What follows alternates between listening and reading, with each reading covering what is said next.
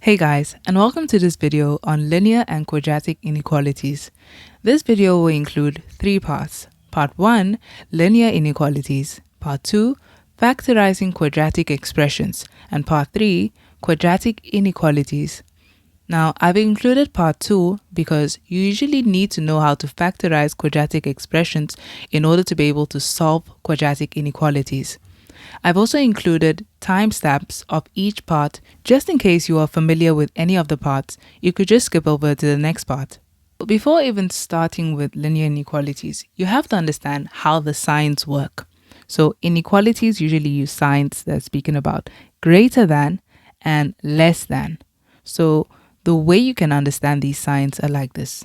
Imagine this as a crocodile's mouth.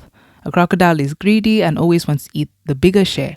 So wherever the inequality is facing, wherever the open mouth is facing, so we can see this as the crocodile's mouth, that would be where the bigger number is. For example, if I put 5 and then I put 2 here and I made the inequality look like this, what I'm saying is that 5 is greater than 2.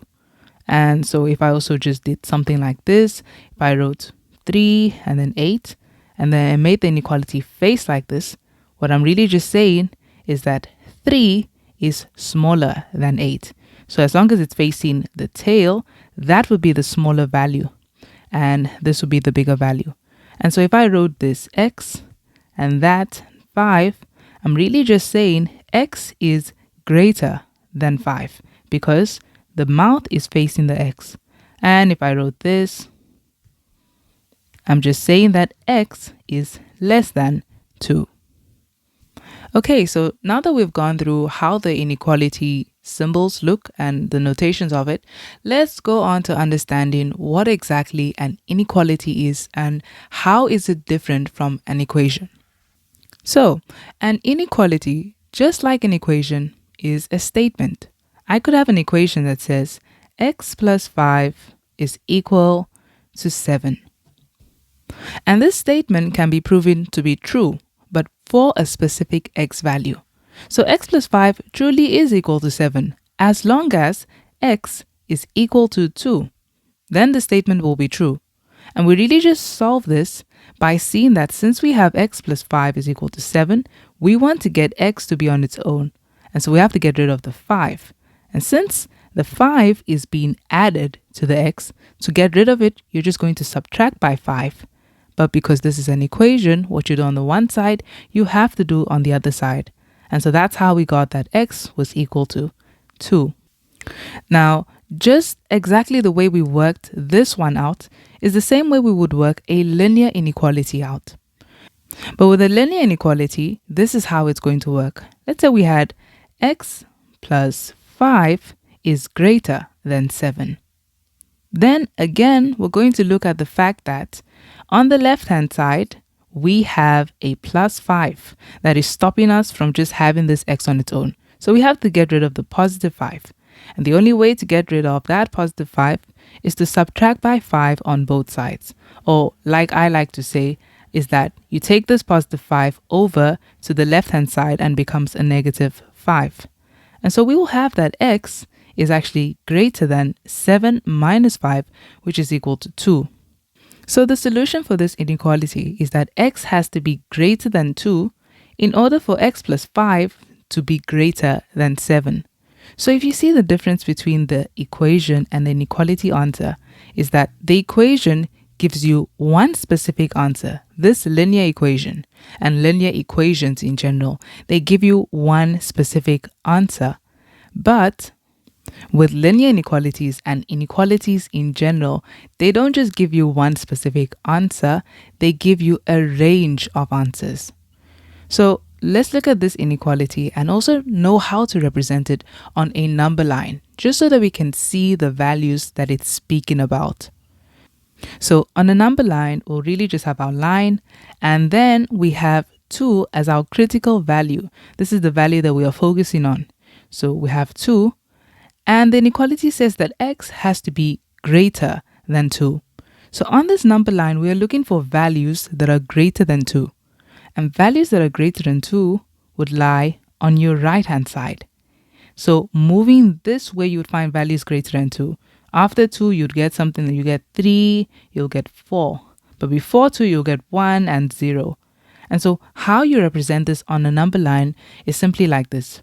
Because we just have that x is greater than 2 and not greater or equal to 2.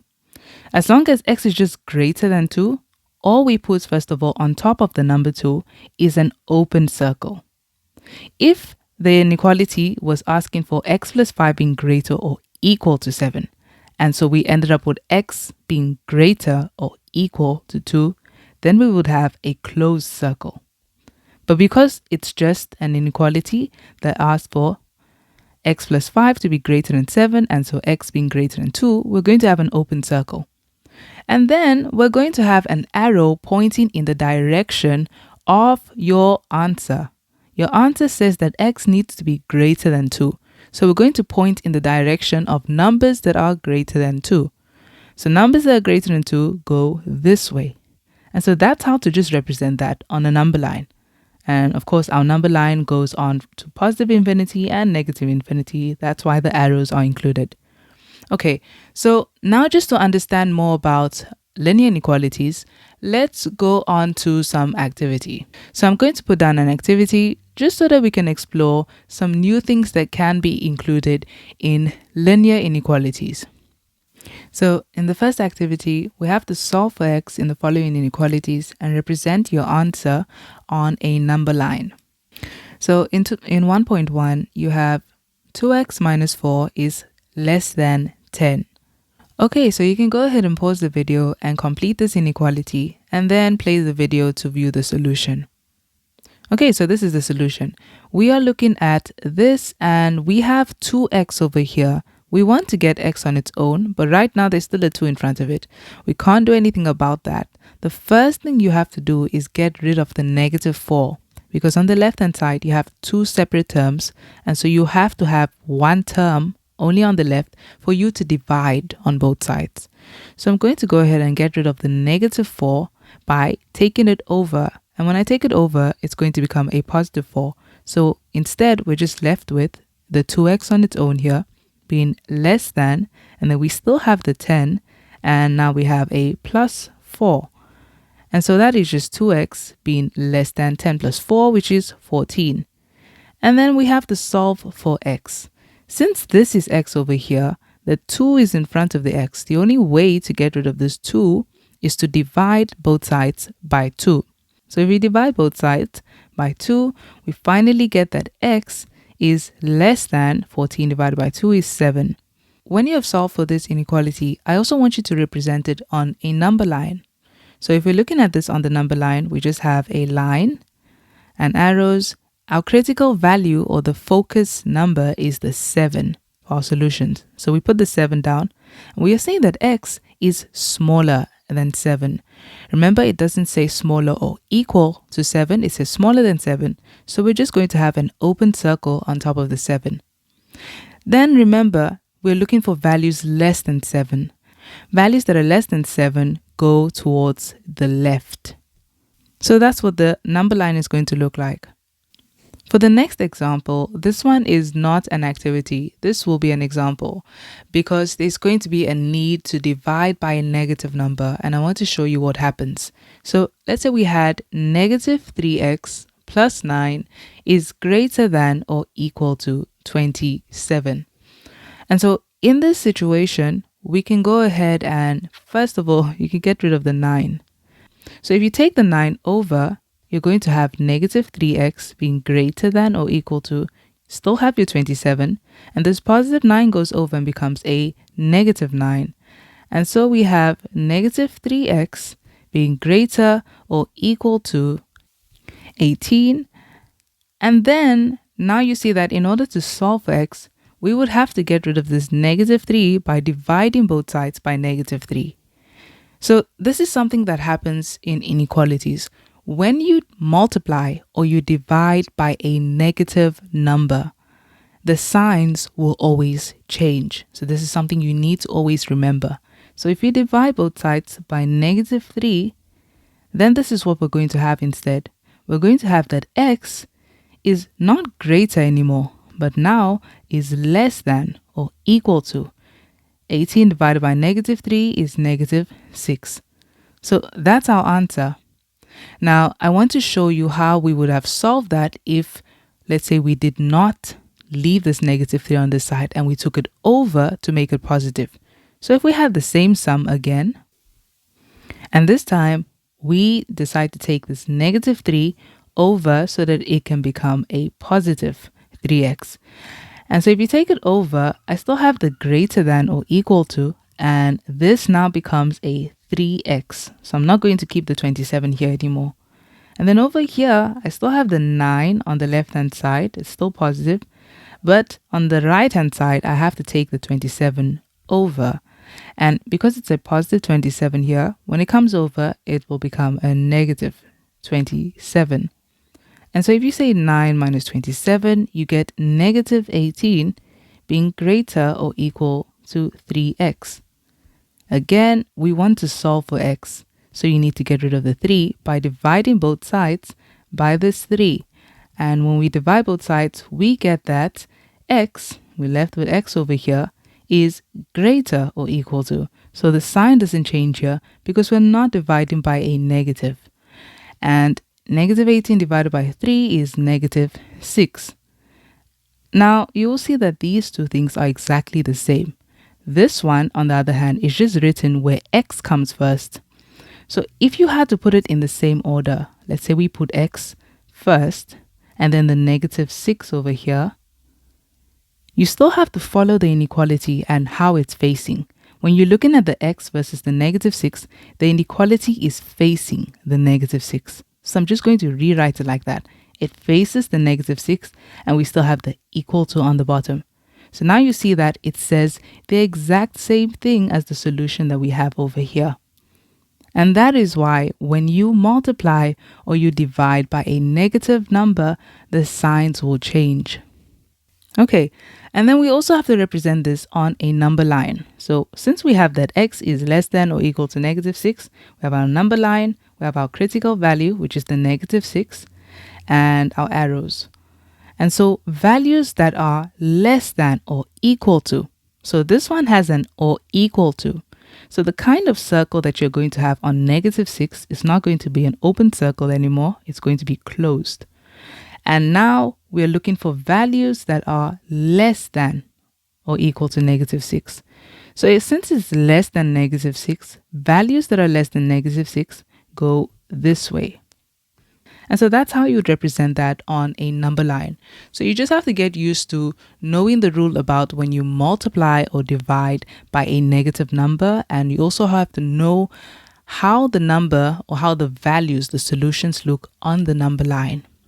Okay, so we're going to continue with the activity. I'm going to give you 1.3 to 1.5 to do by yourself, and then you can view the solutions. So here you go. Here's 1.3. You can go ahead and pause the video, and then you can play the video for the solutions.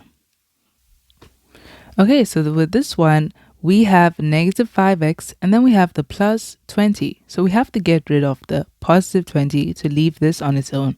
So I'm leaving negative 5x here, and then I'm going to take the positive 20 over. And so we have that it's less than or equal to, we still have the 10, the positive 20 comes over and becomes a negative 20. And then we have that negative 5x is less than or equal to 10 minus 20 is negative 10. And then we have to solve for x. So we can solve for x by basically dividing both sides of the equation by negative 5. And finally, x will be not less than anymore, but greater or equal to positive 2. And then if we're representing this on a number line, we just have our number line. We have our critical value, which is 2. And then the circle that we're going to have on 2 is going to be a closed circle. So this is an included value. 2 is part of the solution for this inequality. And then it must also be values that are greater than 2. So we're looking at values that are greater than 2, and values that are greater than 2 go to the right-hand side. So by now, another thing that I want you to spot is that your inequality usually points in the same direction as your arrow. So that's another way to easily see where that is pointing. Okay, so this is the next one that you have. Negative bracket x plus 2 is greater than 5. You can go ahead and pause the video and then play the video for the solution. Okay, so when solving for this one, whenever you have brackets, there's an invisible 1 in front of it. 1 here, so it's negative 1, and I could multiply it by x and also multiply it by 2. But I feel like that is a longer route. Well, it really just depends. What I would rather do is I will go ahead and get rid of this negative in front of the bracket. So remember, there is an invisible 1 here. I can just go ahead and divide both sides by negative 1 to get rid of it. And I know that multiplying or dividing by a negative will change my signs. So now that is gone, and all I'm left with here is just the x plus 2. Let me put that in black. And then now the sign changes to less than, and 5 divided by negative 1 is negative 5. Okay, and so all we have to do now is solve for x by taking the 2 over. So we just have x being less than, we still have our negative 5. The positive 2 comes over and becomes a negative 2. So x is just less than negative 7. And then representing this on a number line, we have our critical value, which is the negative 7. That's our focus number. And we're looking for values that are less than negative 7. Also remember, the circle on this negative 7 is going to be open because we don't have a smaller than or equal to negative 7. And you can see the direction of the arrow. These are values less than negative 7. So there you go. And then here you go. This is your last activity for activity 1 and for part 1. You can go ahead and pause the video and solve it and then play for the solution. Okay, so when solving for this one, you can see that you have a negative 2 and then brackets. Now we also have a negative 2 on this side. So I'm going to go ahead and just get rid of this negative 2 by dividing both sides by negative 2. And when that cancels, we are left with x minus 4 on the left-hand side being greater than or equal to. Negative 2 divided by negative 2 is going to give you a positive 1. And then we just solve for x by taking this negative 4 over. And so we'll have that x is either greater or equal to 1, and then plus 4 becomes 5. Okay, representing this on the number line, we will have our number line down. Our critical value is our 5. And now we are just looking for the circle on the 5. The circle on the 5 will be a closed circle because it's equal to 5 as well. So it's an included value. And then the values that we're looking for is values that are greater than 5, which would go towards this way. And you really just have to mimic the sign on the inequality as well. Okay, so I know that I said this is the last one, but I actually just thought of one more type that could pop up. So we could have something like this, and I just want you to know how to solve this. Thinking about this number x over 2, there's two ways you can look at it. You can look at it as x over 2, or you could look at it like this.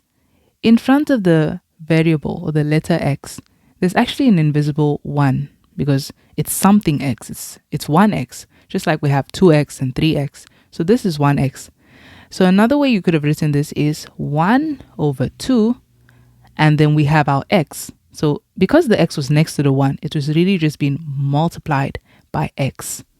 Okay, and we can see it as x over 1, because x can be put as a fraction by putting it over 1.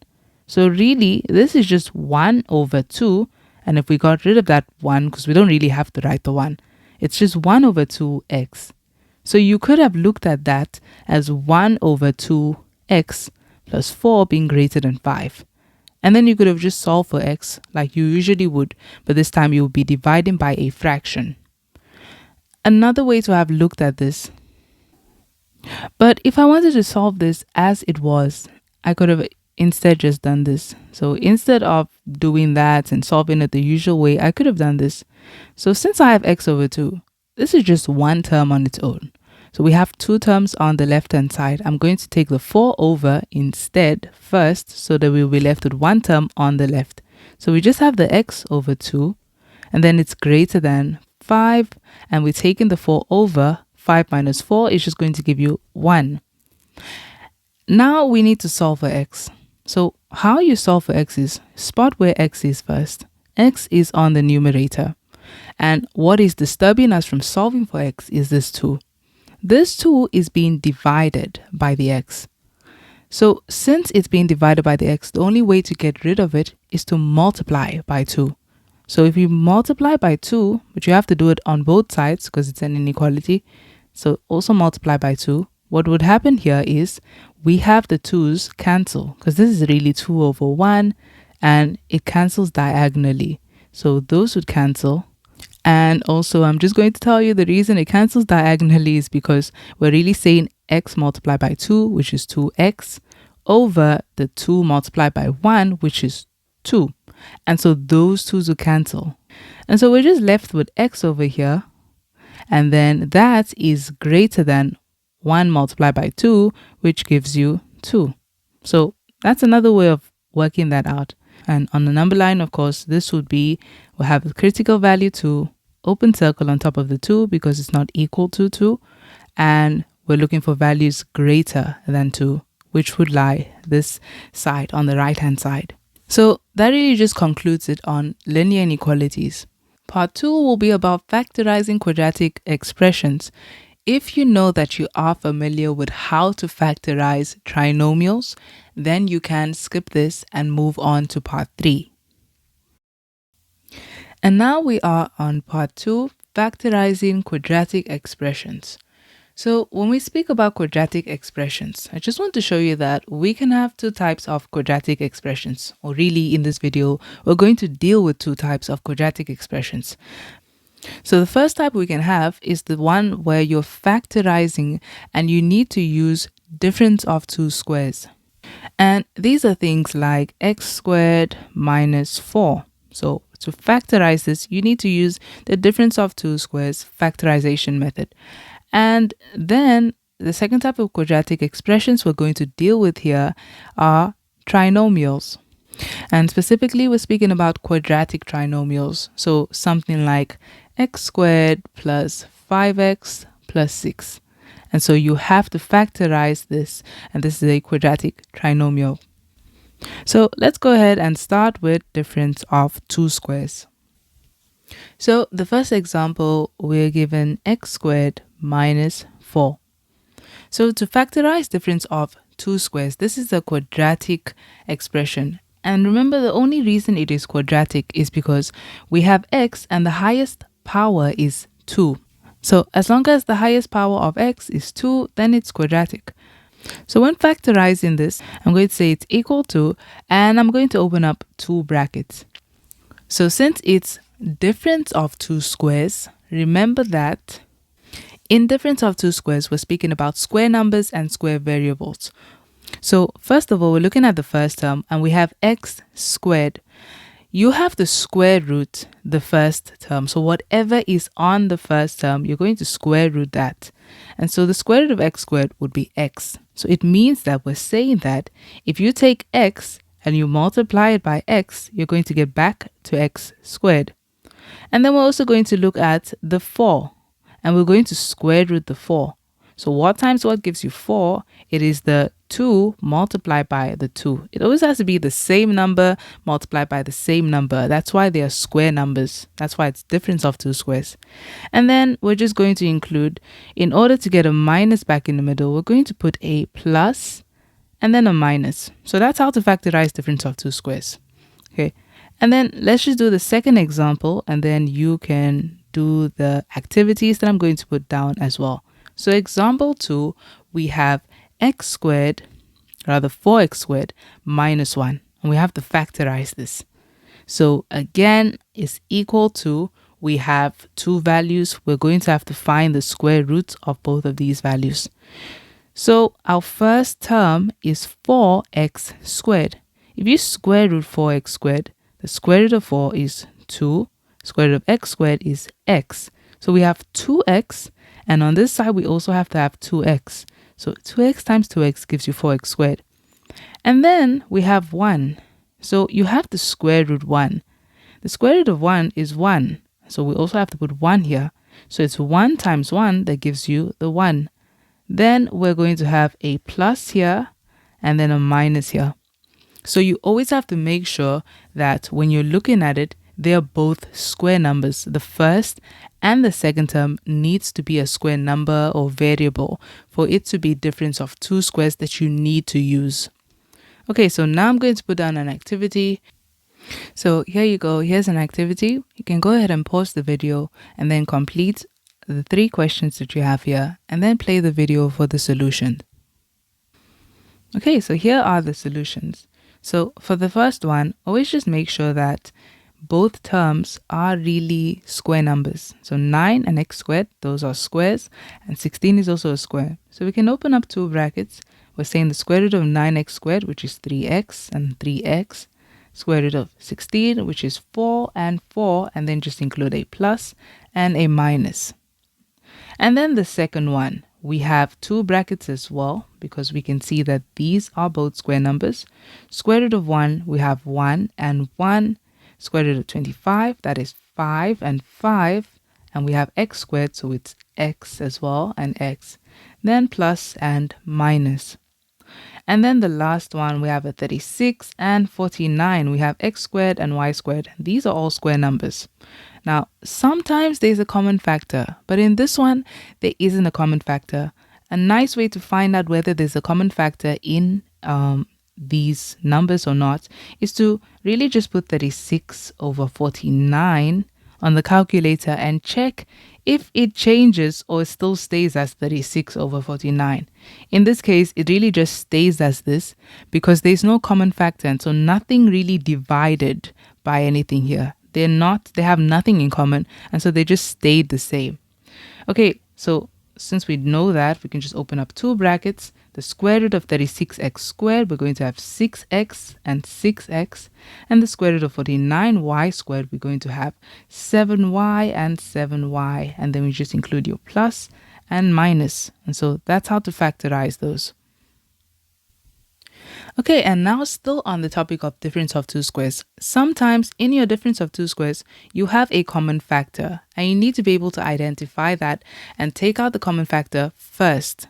So in the next activity, we're going to deal with expressions with a common factor where you have to use difference of 2 squares as well. So in this one, the examples that you will be given are these. So the first example, we have to factorize 2x squared minus 8. Okay, so looking at this, 2x squared minus 8, it would have been difference of 2 squares, but unfortunately 2 and 8 are not square numbers, and so it means there is a common factor in them. So you have to find what is common, and if you're looking at them, you can see that 2 is your common factor. If you take 2 out, you'll be left with x squared, which is a square value. So we're going to take 2 out as a common factor, and we open our bracket. And so what are we left with? So what do you have to multiply by 2 to get back to 2x squared? Well, you have to multiply by x squared. And another way of really just looking at this is by saying 2x squared divided by 2. And so 2 will cancel, you'll be left with x squared. Likewise, we can also just say negative 8, because it's negative, divided by 2, which gives you a negative 4. Okay, now you can see this is difference of 2 squares. That's a square value, also a square value. So we still have is equal to, the 2 is also there.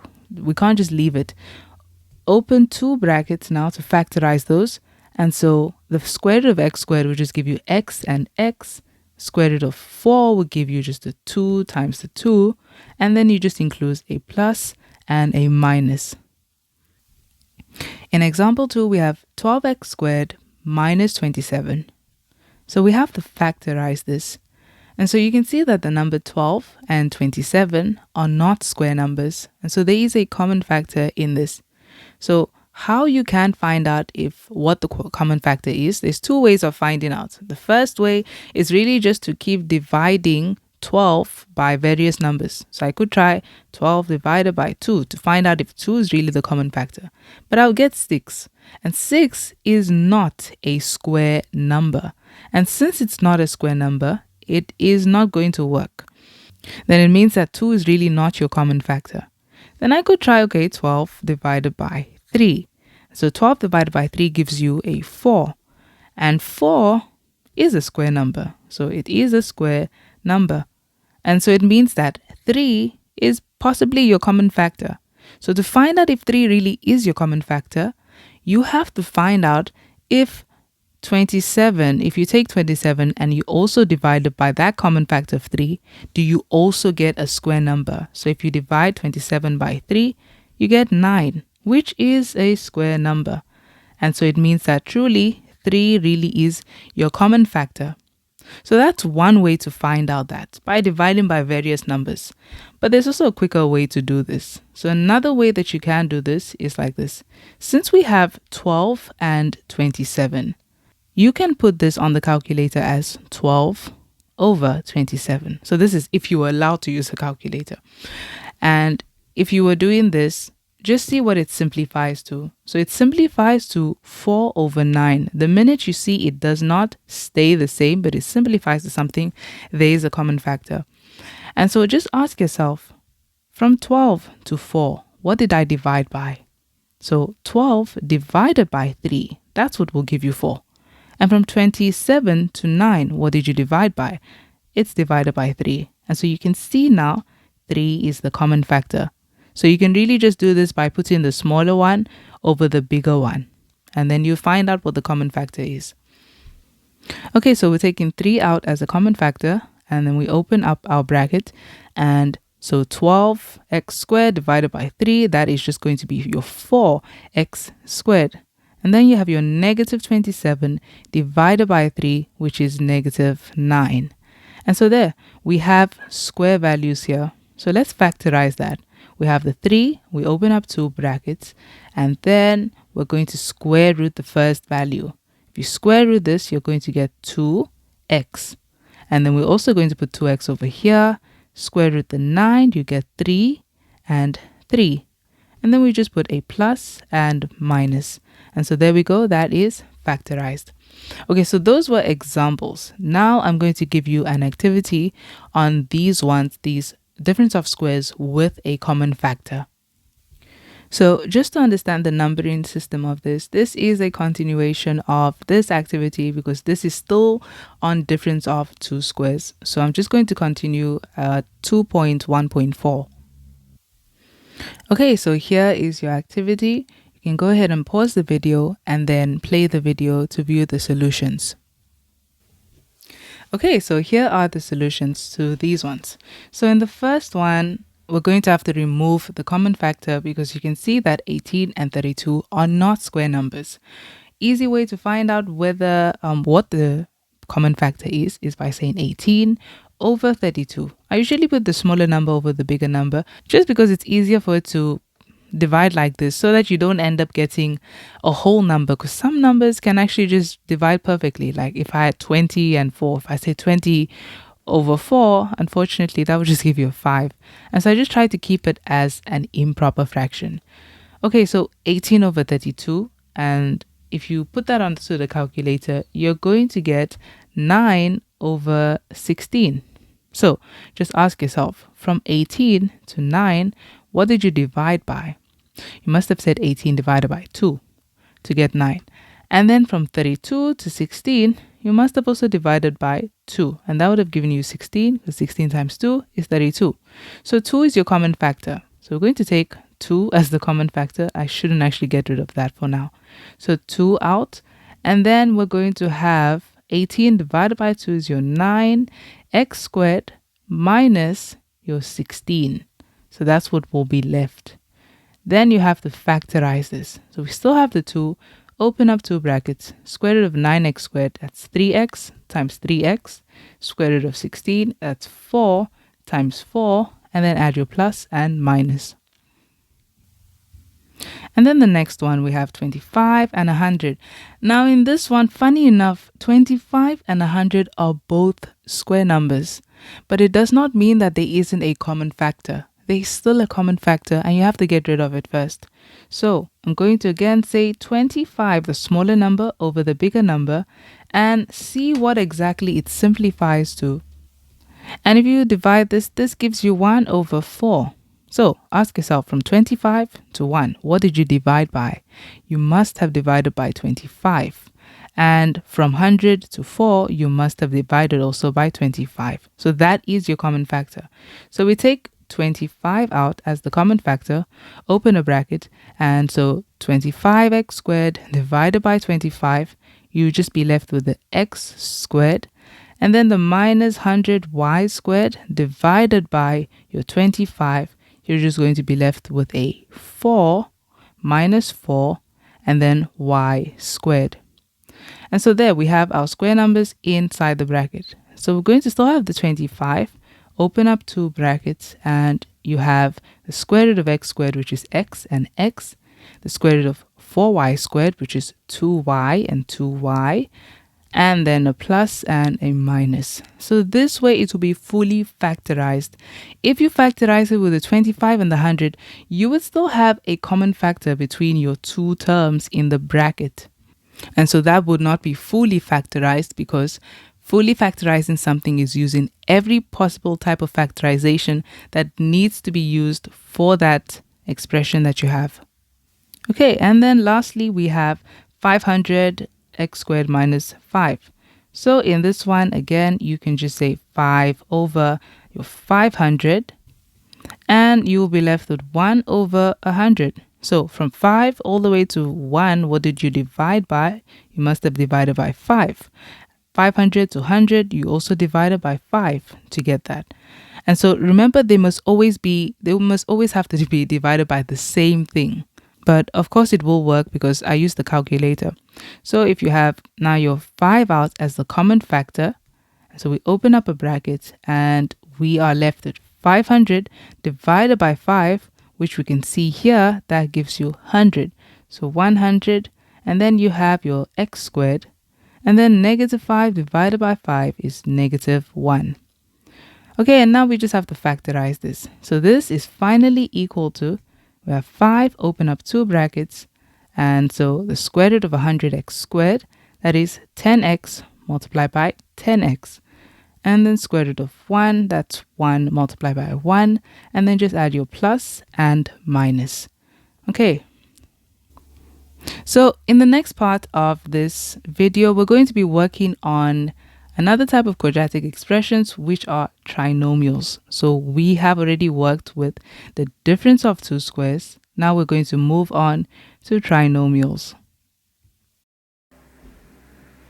Okay, so now we are moving to part 2, which is on factorizing trinomials.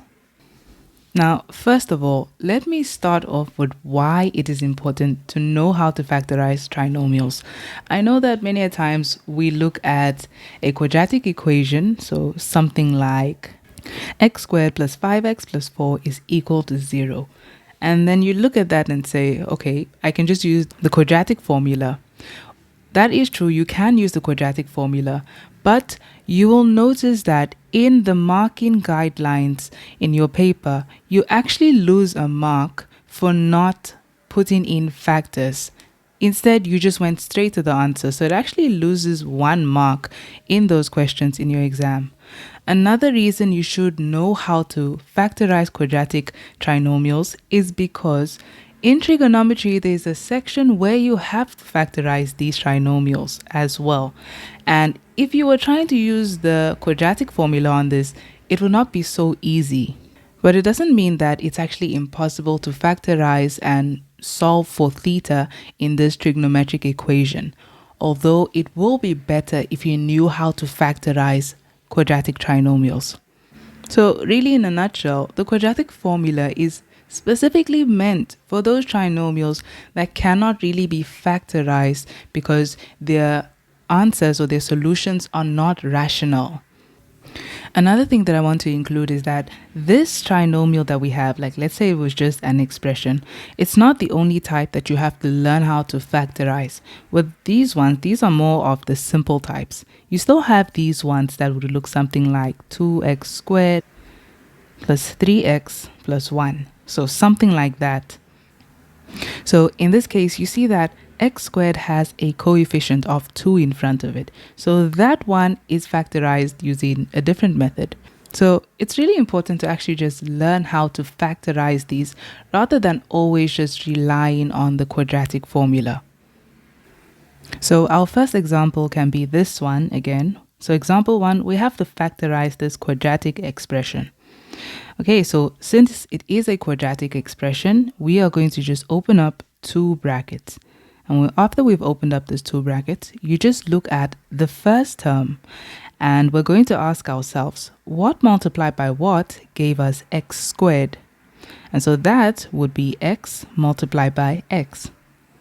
And then we go on to looking at the second term, which is our positive 4. And remember, it is positive.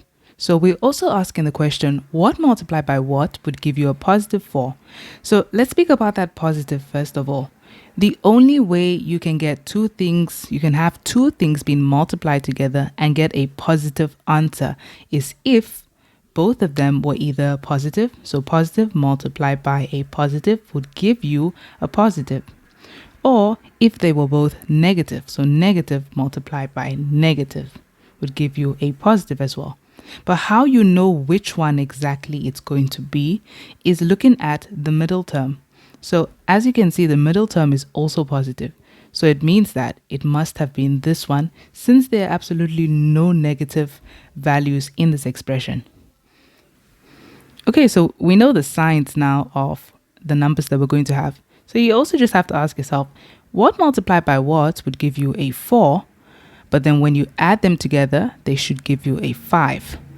So in that case, it will be a positive 1 and a positive 4. Positive 1 times positive 4, that gives you 4. Positive 1 plus 4 would give you a 5. And so there we go, that will be factorized. And so you see that in this case, you cannot use 2 times 2. That wouldn't work. So that's how to factorize that. And so these are really just the simple types. We will move on to more advanced ones as we go on in the video.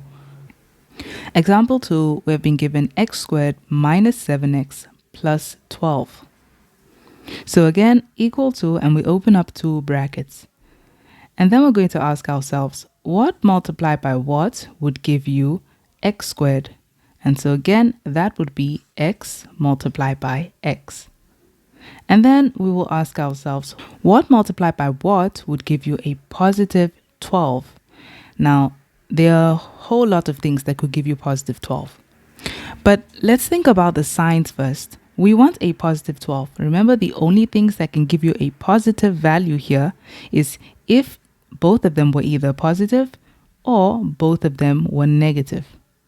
In this case, judging between the positive and the negative, it's definitely the negative and negative. So both terms were negative here because our middle term is negative. That's the only way we could have gotten a negative value in the middle. And at the end, when we get these answers, I will FOIL them out so that you can see how that negative was formed. And now we can think about the factors of 12. So we know they are definitely both negative. So let's think about the factors of 12 now. So what times what gives you 12? Well, we have 1 times 12. But do you think this can give you a negative 7 in the middle? Also, just remember that both of these are negative. So it's really negative 1 multiplied by negative 12. Right? And so if you say negative 1 minus 12, that will give you a negative 13. So that doesn't work.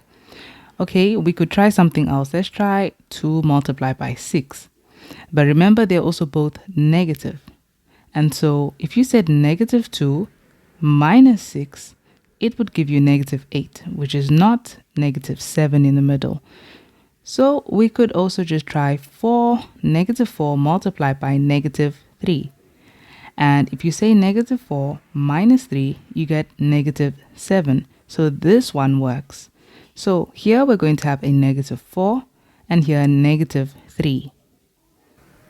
And you'll see that if you FOIL it out, you will get back to this. So if I multiply and I get x squared and then negative 3x and then negative 4x and then negative 4 times negative 3, that is the positive 12. And so if I simplify these two middle terms, we first have x squared and then negative 3x minus 4x. That gives you the negative 7x plus 12. So I just want you to take note of this type of trinomial where only the middle term is negative. When only the middle term is negative, it means both factors have to be negative. So just keep that in mind. If only the middle term is negative, then both brackets would have a negative. Okay, so example 3, we have x squared minus x minus 6. Again, we're just going to open up two brackets and ask what multiplied by what would give us x squared. That will be x times x. And then what multiplied by what would give you negative 6. And let's just think about that. It has to give you a negative x in the middle.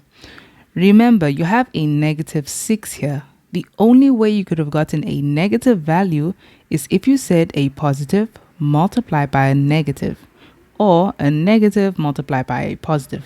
Either way, it's still the same thing. So it means that these factors that you have here are going to be, it's going to be positive and negative. And now we have to think about factors of 6. So what times what would give you a 6 now?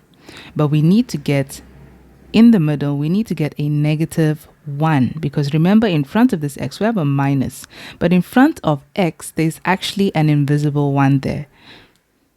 So if you tried 6 and 1, so if you tried positive 6 and negative 1, you see that positive 6 minus 1, it gives you a 5. Even if you tried it as negative 6 plus 1, it would give you negative 5. And so we see that 6 and 1 are not good factors for this. So we can try 3 and 2. So one of them has to be negative, one has to be positive. So how about if you said 3 minus 2? But then you'll get a positive 1. But if you said negative 3 plus 2, then you'd get a negative 1. So you see that in order to get a negative in the middle, the bigger factor has to be negative so that the answer can remain negative. So for the minus, we are putting the 3, and for the plus, we are putting the 2. So these are the factors of negative 6 that work, and when you multiply positive 2 and negative 3, you do get back to negative 6. So as you can see in the trinomial, this is the case where the second and the third term are negative. Or we could also call them the middle and the last term. Okay, so now moving on to the next example, the last one before your activity. So example 4, we've been given x squared plus 7x minus 18. So in this, again, we're opening up two brackets. And what times what gives you x squared? That's just x times x. And then factors of negative 18. So what times what gives you negative 18? Notice again, this time 18 is negative. The only way you can get a negative is by saying positive multiplied by negative. Then you get the negative. And now we have to think about factors of 18. So if you were thinking about, we could say 18 multiplied by 1.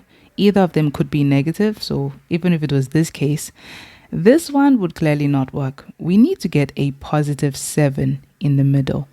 If you had 18 minus 1, that just gives you 17.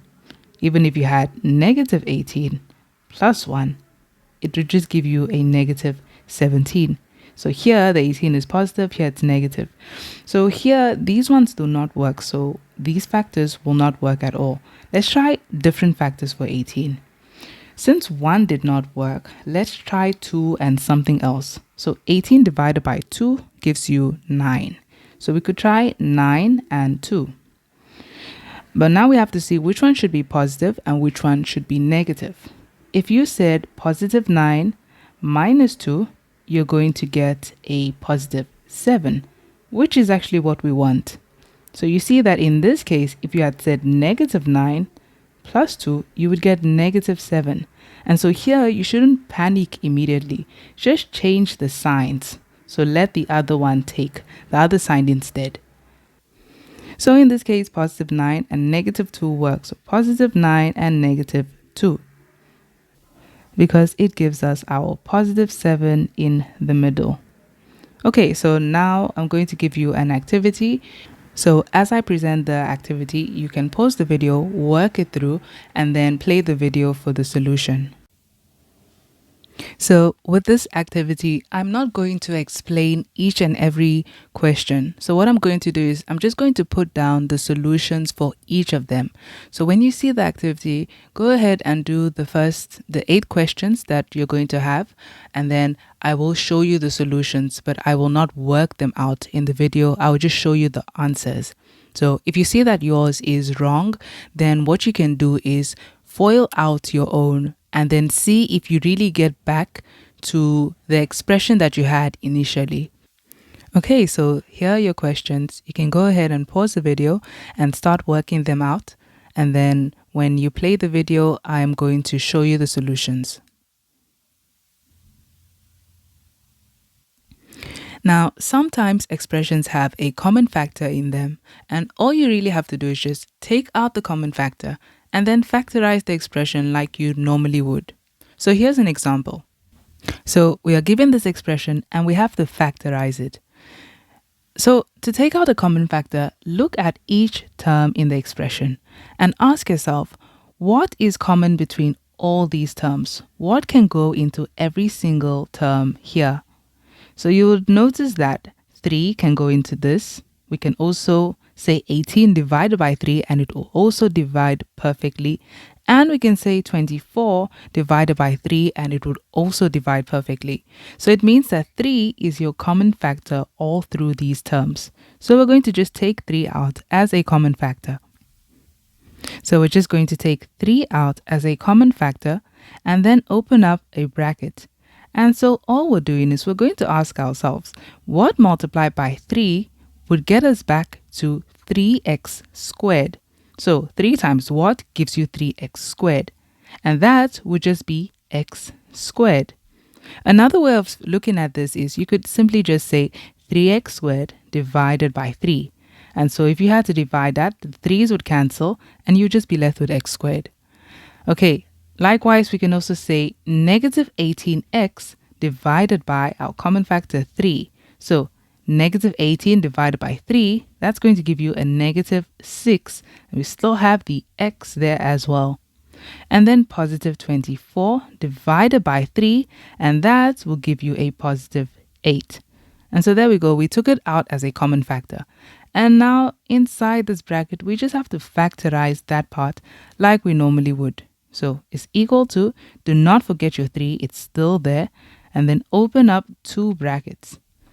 So we're looking at the factors of x squared, which is x, and then factors of 8. But remember, the middle is negative, so both terms are going to be negative.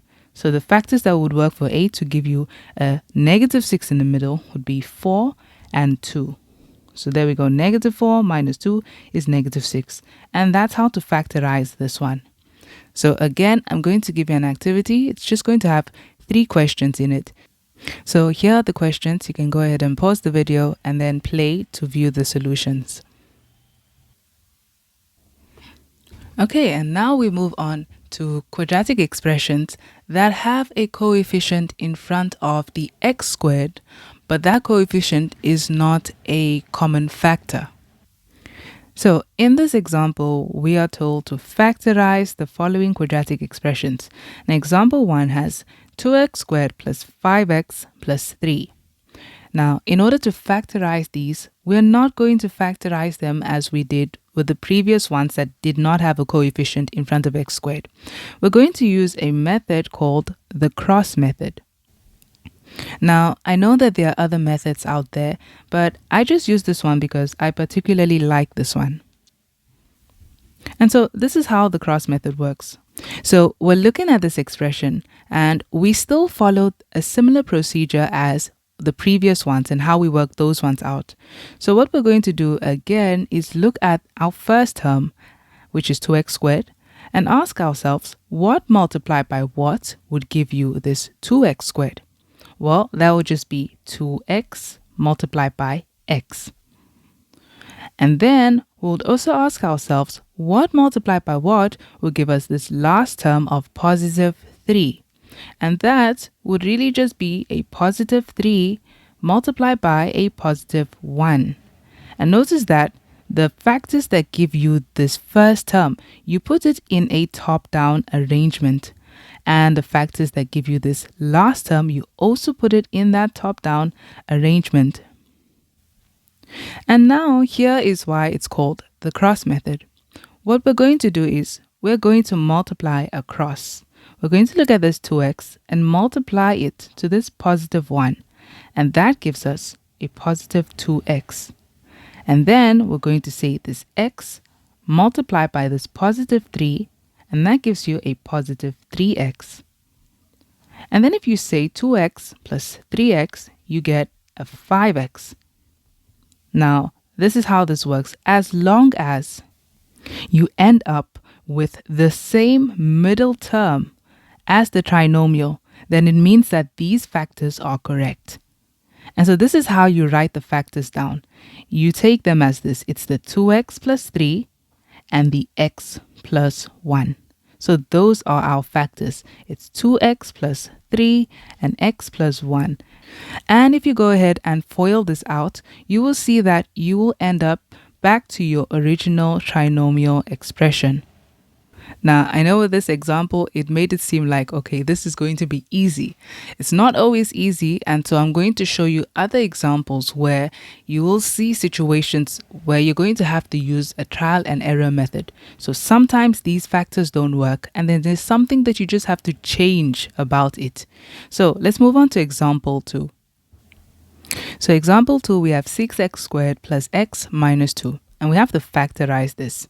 So again, we are looking at the first term and asking ourselves, what multiplied by what would give us 6x squared? And that could be, so I'm going to just try random ones just so that you can see sometimes you're going to have to try different things. So let's say for the first time I try 6x multiplied by x. And then for the last term, so what multiplied by what would give you this last term of negative 2? I try a 2 and 1. And then I have to decide on where the negative is going to go. So I just put it as negative 2 and positive 1. So that it gives you a negative 2 at the end. So let's try this out. So if you say 6 multiplied by positive 1, that would give you a positive 6x. And if you say x multiplied by negative 2, that will give you a negative 2x. And if you simplify this, you get 4x. Well, unfortunately, 4x is not our middle term. Okay, our middle term is x. So it means that these would not work. Now, something that we tend to do is we'll erase this and then start looking for new factors. What I want you to do is don't erase this so that you can learn from your mistake. So you know that the first time this is what you tried and it did not work. So just put the next one next to it. Just put your next trial next to it. So really this is what you're doing on, like with a pencil or on a scrap page. So just looking at this, you can see now that the problem might actually just be this 6. It's too big. We have a invisible 1 there in the middle. So we have a positive 1x in the middle. We need to get that. And 6 and 2 are just too big of factors to give you that 1. So how about we decide to change this 6 and rather change it to a 3x times 2x. So let's try that. So I'm going to say the factors of 6x is going to be 3x times 2x. And then the factors of 2, I'll just keep it the same for now. So negative 2 and positive 1. And I'm purposely doing that because I know that these are mistakes that you come across. So I just want you to see how you should fix the mistakes. Sometimes don't panic and change the whole thing. Sometimes just one small thing needs to be changed. So if you said 3x multiplied by 1, you're going to get 3x. And then if you said 2x multiplied by negative 2, you will get negative 4x. And so 3x minus 4x, that gives you a negative x, which is not really your middle term. Your middle term is a positive x. So it means just one thing needs to be changed. In this case, since you just needed a positive, all you need to do is change your signs because it just means that this was smaller. It should have had a negative. So it just means that the middle term, since it was positive, the bigger factor, the factor that became bigger, should have the positive and the smaller one should have the negative. So we're going to just change those signs. So I'm going to go ahead and just change that. Instead, this is now going to be a positive, and then that will be a negative. Okay, so if you try that again now, we're going to see that this is what we're going to get. So 3x multiplied by negative 1, that's negative 3x. 2x times 2, that is positive 4x. And if you say negative 3x plus 4x, or like saying positive 4x minus 3x, that's going to just give you an x. And so that is our middle term. And now because we got our middle term, we can finally conclude that our factors are, remember you take it across like that. So it's the 3x plus 2 and the 2x minus 1. Okay, so for example 3, we've been given 6x squared minus 10x plus 4. Okay, with this question, something you should always make sure to do is check that you do not have a common factor. So just make sure to check if there actually is a common factor in this expression. If you look through all these terms, 6, negative 10, and 4, you'll see that all these numbers have 2 in them. So 2 can go into all of these numbers, and so it means that 2 is a common factor. So we're going to go ahead and take out the common factor, which is 2, and we open up a bracket. And so we're just going to say 6x squared divided by 2, and that would give you 3x squared. Negative 10x divided by 2, and that gives you negative 5x. And then positive 4 divided by 2 is going to give you a positive 2. Then we just have to factorize what is inside the bracket, and you can see these ones do not have common factors. And so we have to use the cross method for this. So let's go ahead and factorize. We're looking for the factors of 3x squared. So what times what would give you 3x squared? That would be 3x multiplied by x. And then the factors of positive 2, what times what would give you a positive 2? That would just be a 2 and a 1. But now we have to think about the signs. Here we have a positive 2. And the only way you can get a positive is by saying positive multiplied by positive, or by saying negative multiplied by negative. But we know that the middle term is negative, and so this is the scenario that we have. So both of these need to be negative. So we have negative 2 times negative 1 that give us a positive 2. Okay, so let's cross multiply and see what we get. So we're going to say 3x multiplied by negative 1, which is negative 3x, and then x multiplied by negative 2, which is negative 2x. And if you say negative 3x minus 2x, you're going to get a negative 5x. And so you see that that is your middle term. And so it means that these factors are correct. So finally, our expression is really just 2, open bracket, we have 3x minus 2, and then x minus 1. And so this is what we have for example 4. So in example 4, let's go ahead and look for the factors of 5x squared. So 5 is a nice prime number, so you know that it's really just 5x multiplied by x that gives you 5x squared. And then we have negative 36. So we have to think about factors of 36. So when you're thinking about your factors, don't go too far. Really just take 36. And first of all, if you said 36 divided by 1, you get 36. So your first factor could be 1 times 36. You could try that. Now, I know this is definitely not going to work, because if you put a 1 and a 36 here, you can already see when you multiply like that, that's going to become way too big to ever give you an 8 in the middle. So something you could do is swap it around. Instead, put the 36 here and then the 1 here. Still, there's no way of getting a negative 8 in the middle, even if it's put like this. So it means that 1 and 36 may just not work. So leave those factors, they do not work. Let's try 36 divided by 2. That's what I mean by don't go too far. So just divide it by numerical numbers, counting numbers. So we divided it by 2, and that is going to give you 18. And so we see that 2 multiplied by 18, that gives you 36. So let's go ahead and change that instead. We'll try 2 and 18. So if I put it in this way, if I say 5 times 18, that's going to be big.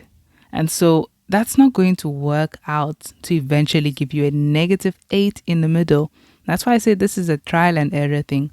When you get it wrong the first time, just change one thing about it. Like try swapping these or change the signs instead.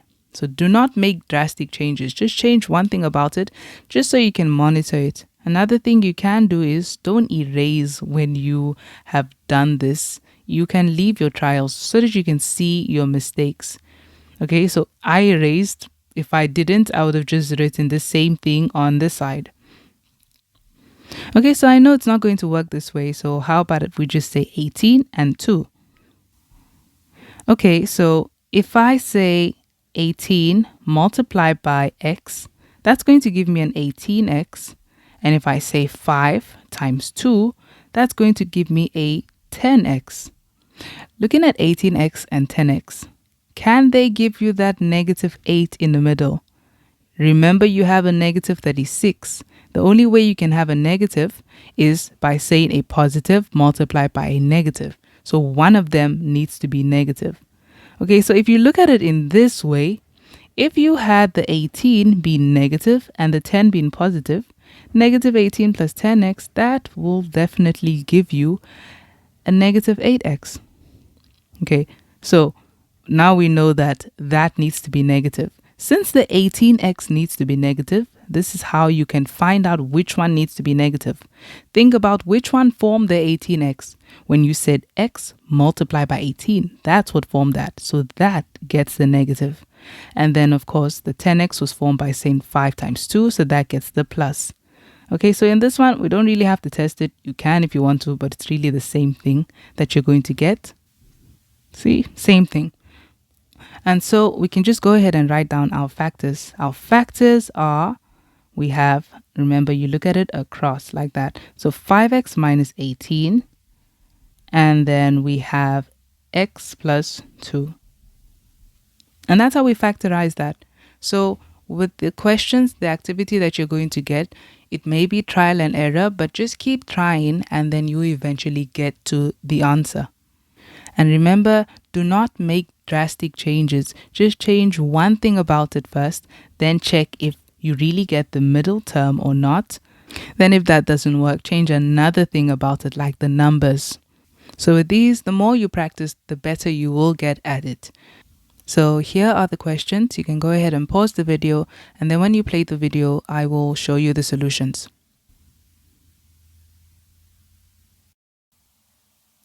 And now we are in part 3, quadratic inequalities. Now with quadratic inequalities, we're also going to be dealing with two types. One, we're going to be dealing with the difference of two squares. So these are quadratic inequalities where you have to use difference of two squares to factorize. And then we're also going to deal with the ones that involve trinomials. Okay, so let's start off with the difference of two squares. So the first example is this. So we have x squared minus 4 needs to be greater than 0. So just like we would factorize this difference of two squares, we do the same thing here, or you can do the same thing. So this is the first method, just using difference of two squares. So first of all, we'll put two brackets and we'll say that it's greater than 0. So we have to factorize this. Since we have x squared, we'll have x, and then 4, the square root of 4 is going to be 2 and 2. And then because it's difference of two squares, we just have a plus and a minus. And then this is where it becomes very different from linear inequalities. In linear inequalities, the way we solve for x in inequalities is really exactly the same way as you would in an equation. But here in quadratic inequalities, it doesn't work like that.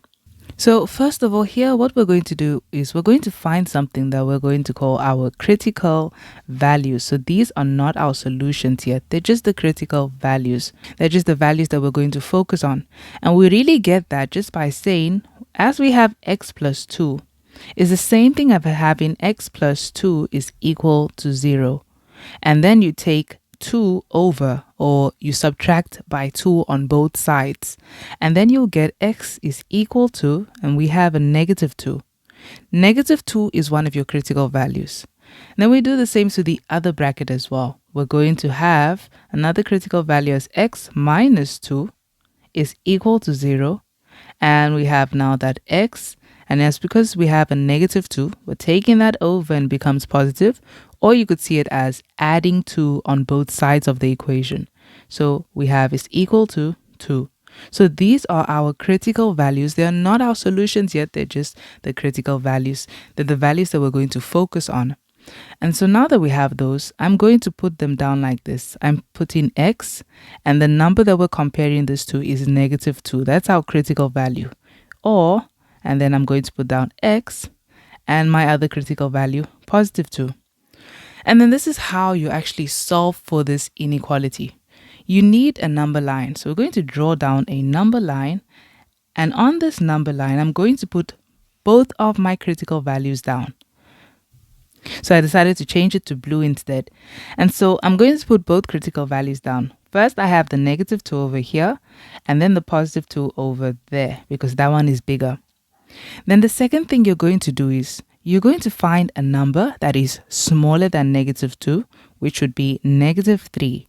And then a number that is bigger than negative 2, which can be negative 1.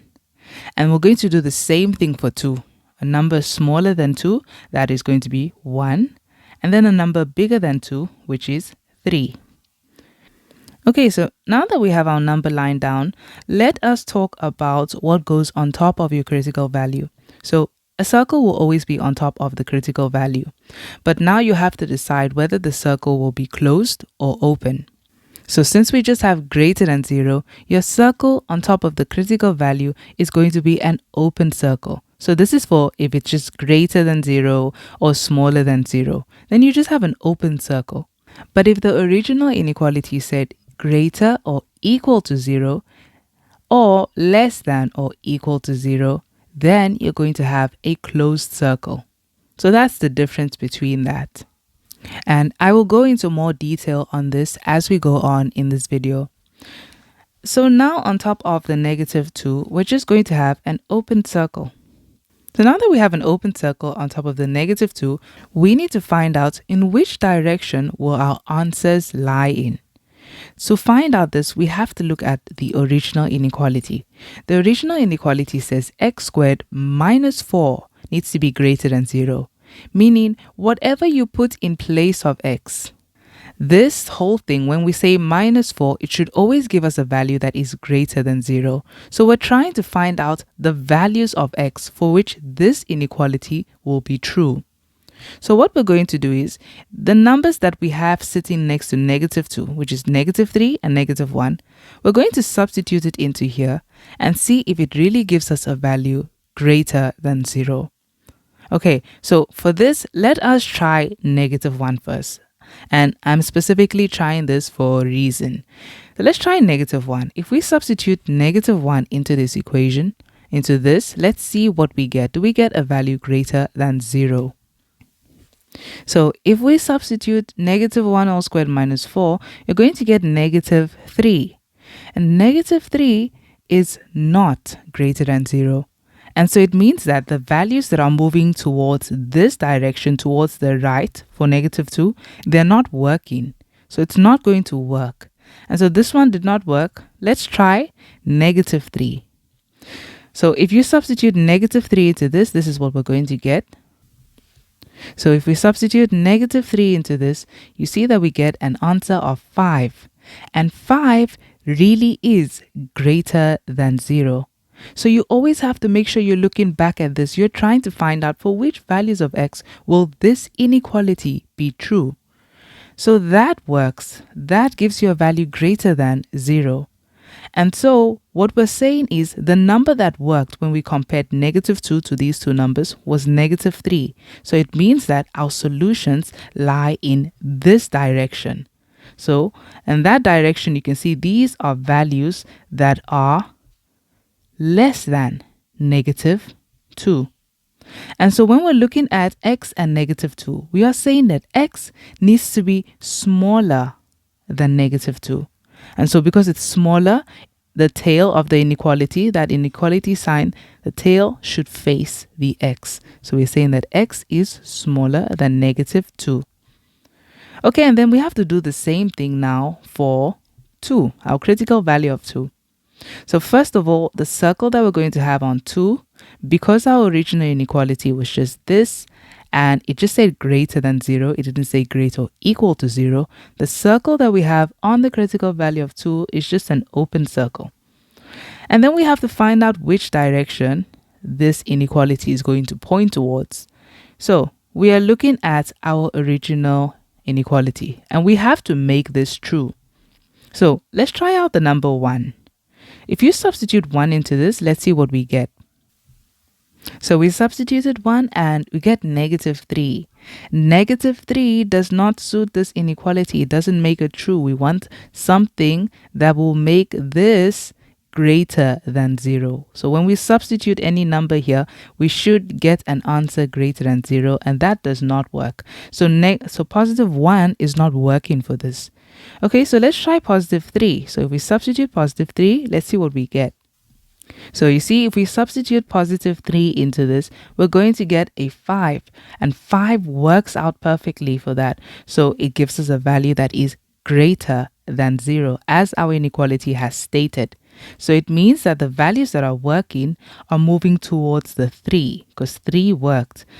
And so our solutions are moving towards the 3. And these are values that are, you have to ask yourself, these are values that are what than 2?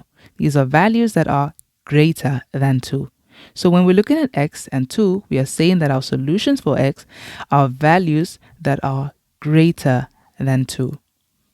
Okay, so, and another thing that I want you to see is the inequality. Well, the arrow helps you to understand how the inequality sign is going to look. Notice that this arrow, look at how that arrow looks. It's pointing towards that direction. And your inequality is going to look exactly the same.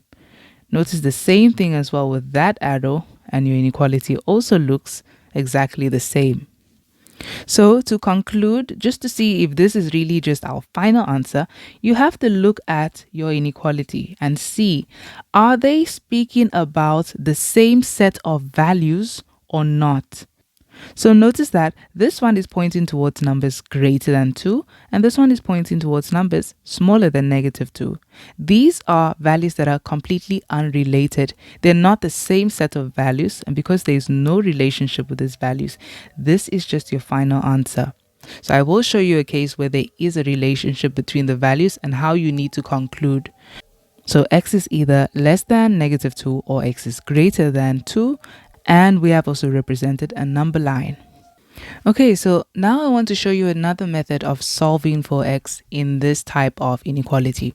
So whenever you see an equation that says x squared minus 4 is equal to 0, yes, we know that this is difference of 2 squares, but there's also another way you could easily just solve for x. So we could take this -4 over to the other side, or it's the same thing as adding by 4 on both sides of the equation. And so we have x squared is equal to +4. And now all we have to do is solve for x. The only thing stopping us from solving for x right now is this exponent of 2. So we have to do the opposite of squaring. So the opposite of squaring something would be to square root it. So we would square root, but because this is an equation, what you do on the one side, you have to do on the other side. So we'd also square root the other side. But then there's one more thing you need to include. In front of the square root, we have to put a plus and a minus. And I'll explain why very soon.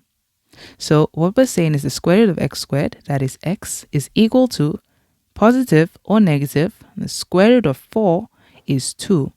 So we have two solutions here. It's either that x is equal to +2 or x is equal to -2. And the reason why is because this is an equation. If you're saying that x squared is equal to 4, like we had originally, x squared is equal to 4, you're saying that there's something, a number that we have to square, and it gives us an answer of 4. Now, you can agree that that number is 2, but it wouldn't be completely correct. Because yes, if we say 2 multiplied by 2, we get +4. But if we also said negative 2 multiplied by negative 2, you also get positive 4. And so this works for both of these numbers. And that's why your answer cannot just be positive 2. It has to be positive and negative 2. But remember, this works for quadratic equations. And basically every type of equation that has x to the power of an even number. Not just 2, but also 4 or 6, as long as it's an even number. Because as long as you multiply a negative number an even amount of times, you will get a positive number. Okay, so that was just a small explanation on that. So another way to solve for this is, again, it's kind of like solving for x, like you normally would in an equation. So really the same way we solve for x here, we would do the same here. We have x squared and then we taking the 4 over, or adding by 4 on both sides. So we take that over and really we're just square rooting both sides, but we have a plus and minus here. So we're saying that x is, well, we're saying the critical value, and that's the most important thing here. Do not say greater than and then put your answer. We're just saying that the critical values for x is, so this is just our critical values. We're saying that x is either equal to positive or your negative 2. So that's another way of solving for x without using the difference of two squares method. So again, we're just going to drop down our x and our 2, or our x and our negative 2. And then like we did in the first example, the first method, we just draw our number lines, put down our critical values, test, put a number that is smaller than negative 2, negative 3, a number bigger than negative 2, negative 1, number smaller than 2, which is 1, bigger than 2, which is 3. And again, we're going to substitute those into the original inequality and see the ones that give us a value greater than 0, just like we did in the previous one. So this is just another method if you didn't want to use difference of two squares. Okay, so example 2, we have 3x squared minus 27 is less than or equal to 0. So using the difference of two squares method, we could look at these two numbers and really just see, are they square numbers? So right now, 3 and 27, they're not square numbers. So this could imply that you probably have a common factor in them. So looking at these two numbers, you can see now that 3 is your common factor. We can take 3 out as a common factor. Or another thing that we can do is, instead of taking it out as a common factor, this is an inequality. It's not just an expression. It's like an equation. So what you can do is, when you find your common factor, just divide both sides of your equation by that common factor. So we're dividing both sides of the equation by 3. And so now we're going to have this 3x squared divided by 3, which gives us x squared. Our negative 27 divided by 3, which gives us negative 9, is less than or equal to 0 divided by 3 stays 0. But remember, anything divided by 0 is undefined. So this is the inequality we have. And we can go ahead and use difference of two squares, or you could use the second method as well to do this. So if I open up two brackets, I'm going to say smaller or equal to 0. Then I have x, and then the square root of 9 is 3 and 3. And we just put a plus and a minus. So these are our factors that we have. And now we're just going to find the critical values. Remember, the critical values is the same thing as taking x plus 3 equal to 0, or x minus 3 being equal to 0, and you're just taking the 3 over. So it's positive here. When it goes over, it becomes negative. So our critical value is negative 3. And here, our critical value will take this negative 3 over, and our critical value now is a positive 3. Okay, so I erased that because it's not really, I don't really need those. I just need these values so that we can work out the inequalities. Okay, so the first thing we can go ahead and do is draw our number line. So we have a number line down, and we're going to put down our critical values. So we have negative 3 and 3. Again, we're going to find a value that is smaller than negative 3, which is negative 4, and then bigger than negative 3, which is negative 2. And then smaller than 3 is 2, and bigger than 3 would be 4. Now, also just remember this inequality is saying something completely different. It's not really like the previous one in the first example. In this inequality, we have that this expression, whatever you put into x, needs to make the expression to be smaller than or equal to 0. So because it has equal to 0, we have to sort that part out first. It's saying that when we have x and -3, we have to find the solution for this, but we also have to find the solutions that make this equal to 0. So since our critical value is -3, when we take -3 and we substitute it into this expression over here, does it give us a value that is equal to 0?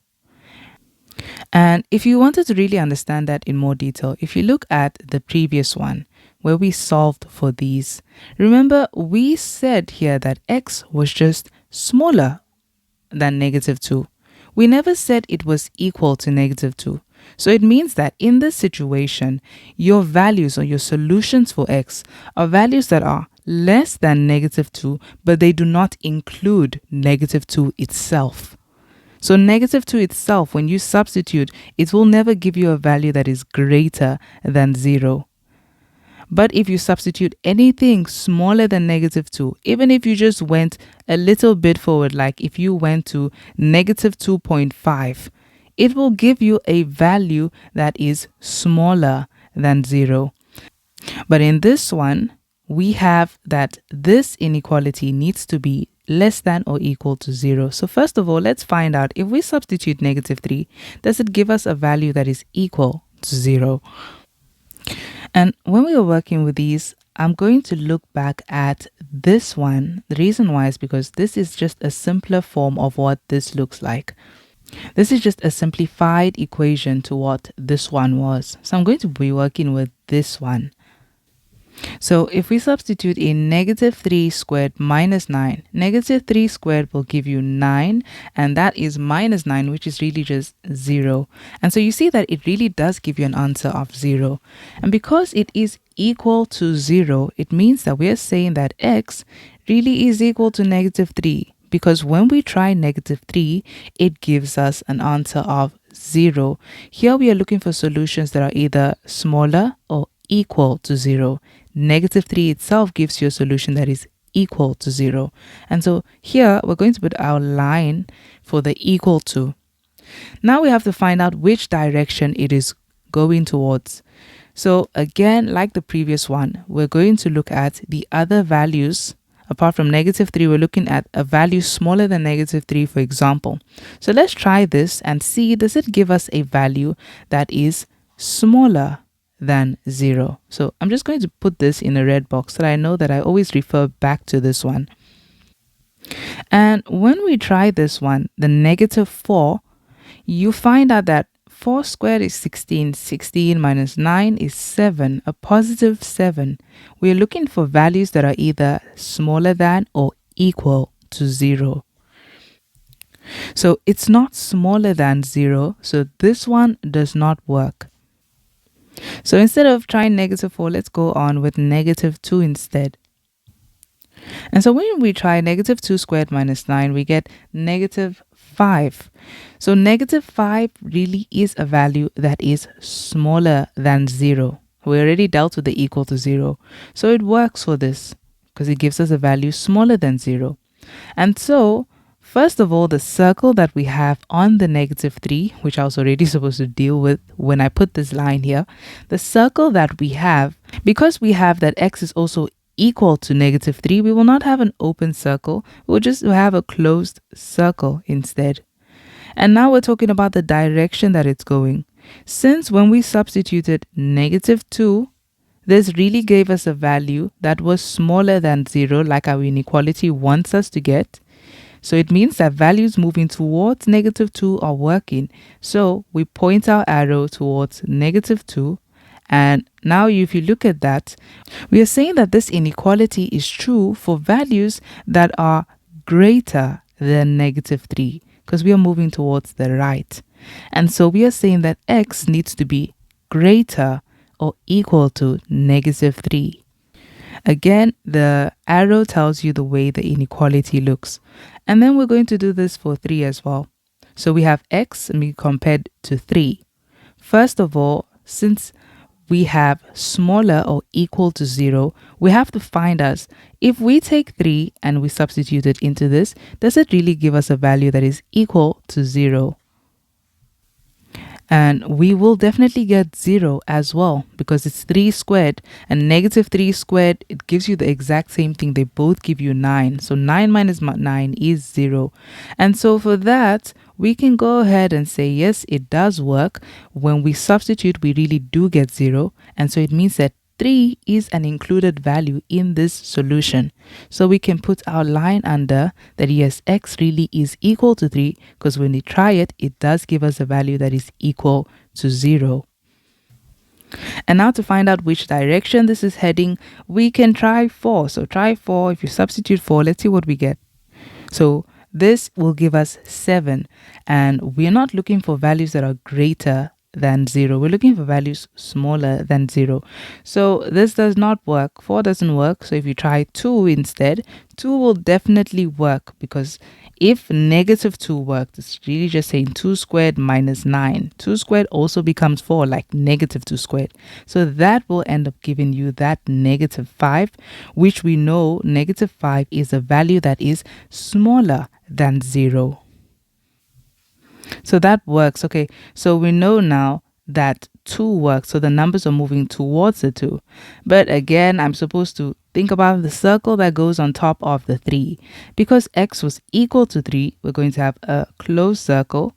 And because the number 2 worked, it gave us the value that was smaller than 0, like we wanted in the inequality. It means that our arrow will point towards that direction. And so now we see that these are values that are smaller than 3.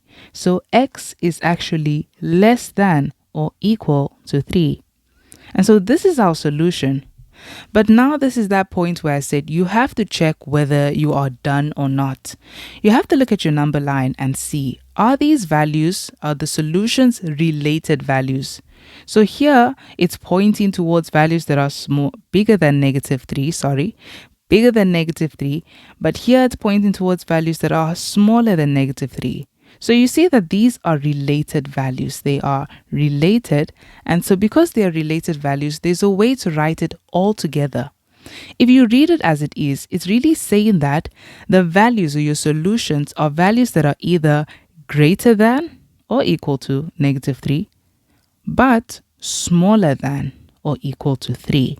So there's a way to write that in a nutshell. So we're just going to say, therefore, and so first of all, you put your x down in the middle.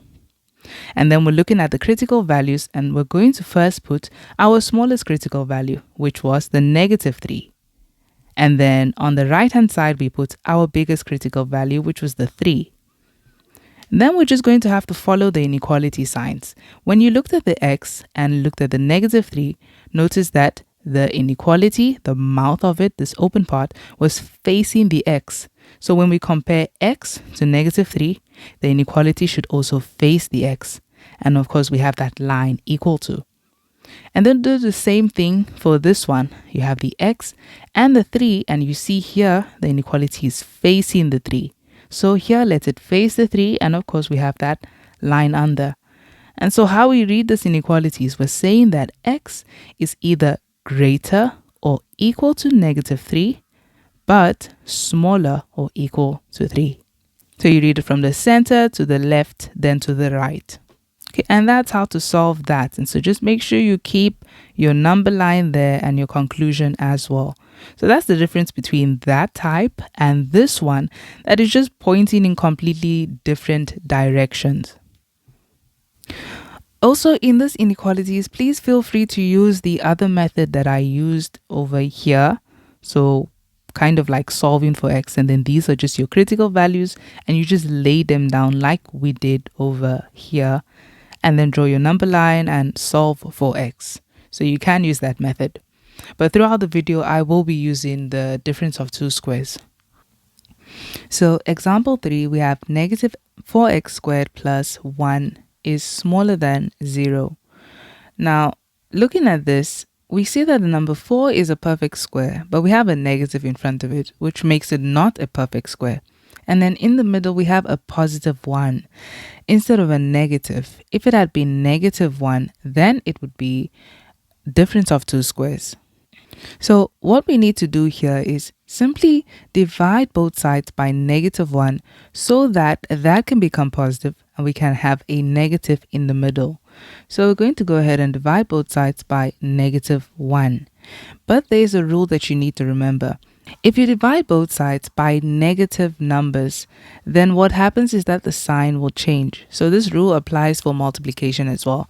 If you multiply by a negative number in an inequality, the sign will change. So that becomes greater than, and then that now becomes positive 4x squared, and negative 1 is greater than 0. And so this is what we have.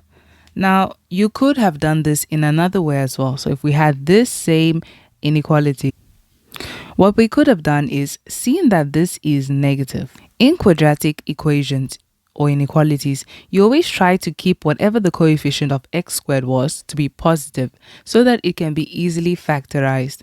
And so in this situation, what you could have just done is you can take that over.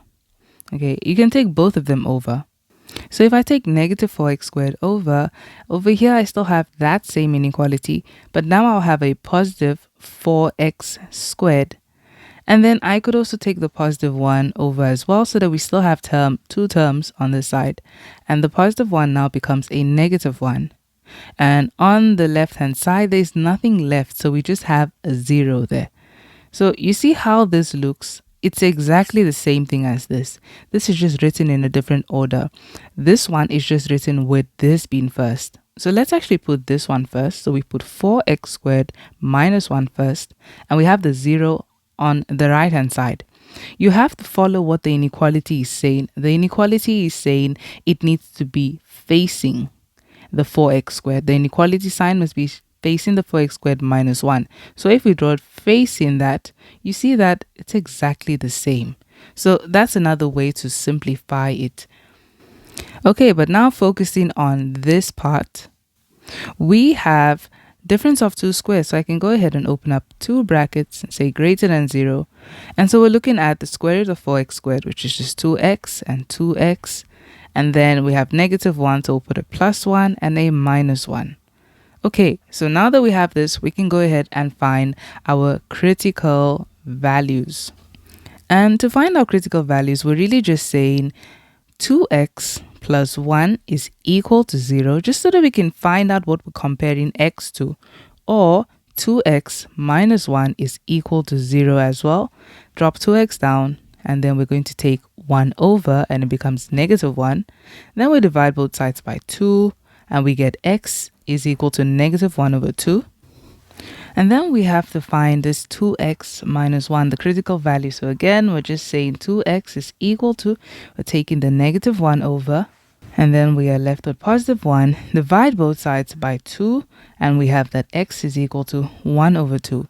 So remember, these are just your critical values. So when we're putting it down, we have x, and we have negative 1 over 2, or we have x, and we have positive 1 over 2. Okay, and then just like the previous ones that we did, we're going to draw a number line. So we put our number line down and we put our critical values down. So we have negative 1 over 2 and we have 1 over 2. Then you have to think about a number that is smaller than 1 over 2. And you can go in order of fractions, or you could just go in whole numbers. So the next number that will be less than negative 1 over 2 could be negative 1. We could just use that. And then bigger than negative 1 over 2, we could use 0. And then a number smaller than a half would be 0. You can also use 0 there. So we could actually use 0 for this one as well. So I'm actually just going to put 0 in the middle. And then a number greater than a half could be 1. And so now looking back at the original equation, so we're going to be focusing on this one. Now the thing about this is, even if you focused on this one, it would still work out. And I'll just work with it for these critical values, or these values that we're going to substitute. I'm actually just going to put it into both equations. So let's try this one first. So we were saying 4x squared minus 1. Let's see if we get a value greater than 0. Okay, so now that we have our critical values and our number line down, remember that the inequality originally said just smaller than 0. It didn't say smaller or equal to 0. So the circle that we're going to have on the negative a half and the half would be open circles. And then we can go ahead and look at the equations we're going to focus on. So you can focus on this one. I prefer focusing on this one, but even if you focused on that one, it would still work. So we will substitute into both just to show that it will work. So let's say if we try this one, the 4x squared minus 1. So the first value we're substituting, we're looking at negative a half. And if you tried negative 1, so let's try negative 1 into here. Let's see what we get. So here we're going to get an answer of 3. So our inequality is looking for values that are greater than 0, and 3 worked. So our inequality worked for this one. It gives us something greater than 0. Okay, so the values that are working when we tried negative 1, they're clearly going this direction. Meaning if you tried 0, so if you tried 0 for this inequality, it's going to be negative 1. And so you see that this does not work for this inequality. So it does not work. The value 0 does not work. And so we can see that it's pointing towards this direction. But let's actually use the second one as well to confirm this. So looking at this one, we have negative 4x squared plus 1 smaller than 0. We're going to try negative 1 for this and see if it really gives us a value smaller than 0. And so you see here, you're going to get negative 3. And negative 3 really is smaller than 0. So the value negative 1, it made this inequality to be true. That's the whole point. We're checking if it's making the inequality to be true. So negative 1 is working for this particular inequality. That's why I said you could try it with any one of these. You could substitute your values next to your critical values, the one smaller and bigger. You could try substituting it into the original equation, the original inequality you started with, or even this one that has been simplified a bit further. But I like to actually work with the simplified one. But you can see now either ways they still are true. They don't give you the same answer, but it's still true for this inequality. Okay, so throughout the rest of the video, I'm just going to be using the red one, the one that has been simplified further. If I try 0 as well, for this inequality gives me a positive 1. And our inequality here says that it needs to be smaller than 0, not greater than 0. And so it wouldn't work for this one, but it worked for that one. So it really depends on the inequality. The value you put in needs to make the inequality true. So for the rest of the video, I'm just going to work with this one because I know that it also works. So I work with the one that has been simplified further. So looking at this, negative 1 worked. So we know that we are moving towards this side when we're comparing it to negative a half. So the values of x, or our solution for x, is values that are smaller than negative a half. And again, the arrow helps you to know the direction of the inequality. So it's smaller than negative a half. And then we can do the same thing for a half. So let's say in this case, we have a half. Let's try the value smaller than a half, which is 0. So I could try 0 for this. So remember, I'm using the red one. And I don't have to write anything. We already did that. So when you substitute 0 into this, you see that you end up getting negative 1. But our inequality says that what we get must be greater than 0. But negative 1 is smaller than 0, and so it does not work. And that's why the inequality is not pointing towards 0, because it doesn't work there. So we could try 1. So let's go ahead and try 1. So here we get 3. And 3 suits this inequality. It tells us, yes, that it is greater than 0. We got something greater than 0. So 1 is working for this inequality. So let's go ahead and put that in here. And we know now that since the number 1 worked, we are moving towards this direction. And so we're going that way. And that means that these are numbers that are greater than a half. So x needs to be greater than a half. And as you can see, the inequality looks the same as the arrow. Again, also just look and make sure that there is no relation. If there is a relation, then you have to conclude further by writing the inequality all as 1. So here we can see that these values are pointing in the opposite direction. They are not related values, and so this is our final answer. Okay, so looking at this, I want to go ahead and simplify this in a way that I can factorize it using the difference of two squares. Now, in this, I'm going to show you two methods, the difference of two squares, but also another method, just so that you don't have to always stick to trying to factorize it in difference of two squares. So if I was looking at this, I would see that the negative 3 is not a perfect square, neither is positive 3 as well. So I would see that there is a common factor in this. So what we can do is just divide both sides of the equation by negative 3. Since that is not a perfect square, it's negative, and 3 is not a perfect square, and it's common throughout. So divide both sides by negative 3. But remember, when you divide by a negative, it causes the sign to change. So now this says smaller or equal to. And then we're going to have, now we have x squared. 3 divided by negative 3 is negative 1. And then we have 0 divided by negative 3, which just stays 0. Now that we have this, we can factorize. So open up two brackets and we have smaller or equal to 0. We have x and x. We have 1 and 1. And then we have plus, minus. So our critical values here are quite simple to see. You know that you drop x down. This as a bracket, you have x plus 1 is equal to 0. You just take your positive 1 over and it becomes a negative 1. Or then we have x and we're also taking this negative 1 over and it becomes a positive 1 instead. And now that we have our critical values down like that, we can go ahead and draw our number line. So in our number line, we're going to have negative 1 and positive 1. And then we need a value that is smaller than negative 1, which is negative 2. And a value bigger than negative 1, which is 0. Here we need a value smaller than 1, which can also just be 0, and a number bigger than 1, which is 2. Okay, so here's our number line. Now remember, our inequality says that this expression has to either be greater or equal to 0. And when we solved, we found that it is still, this now has to be smaller or equal to 0.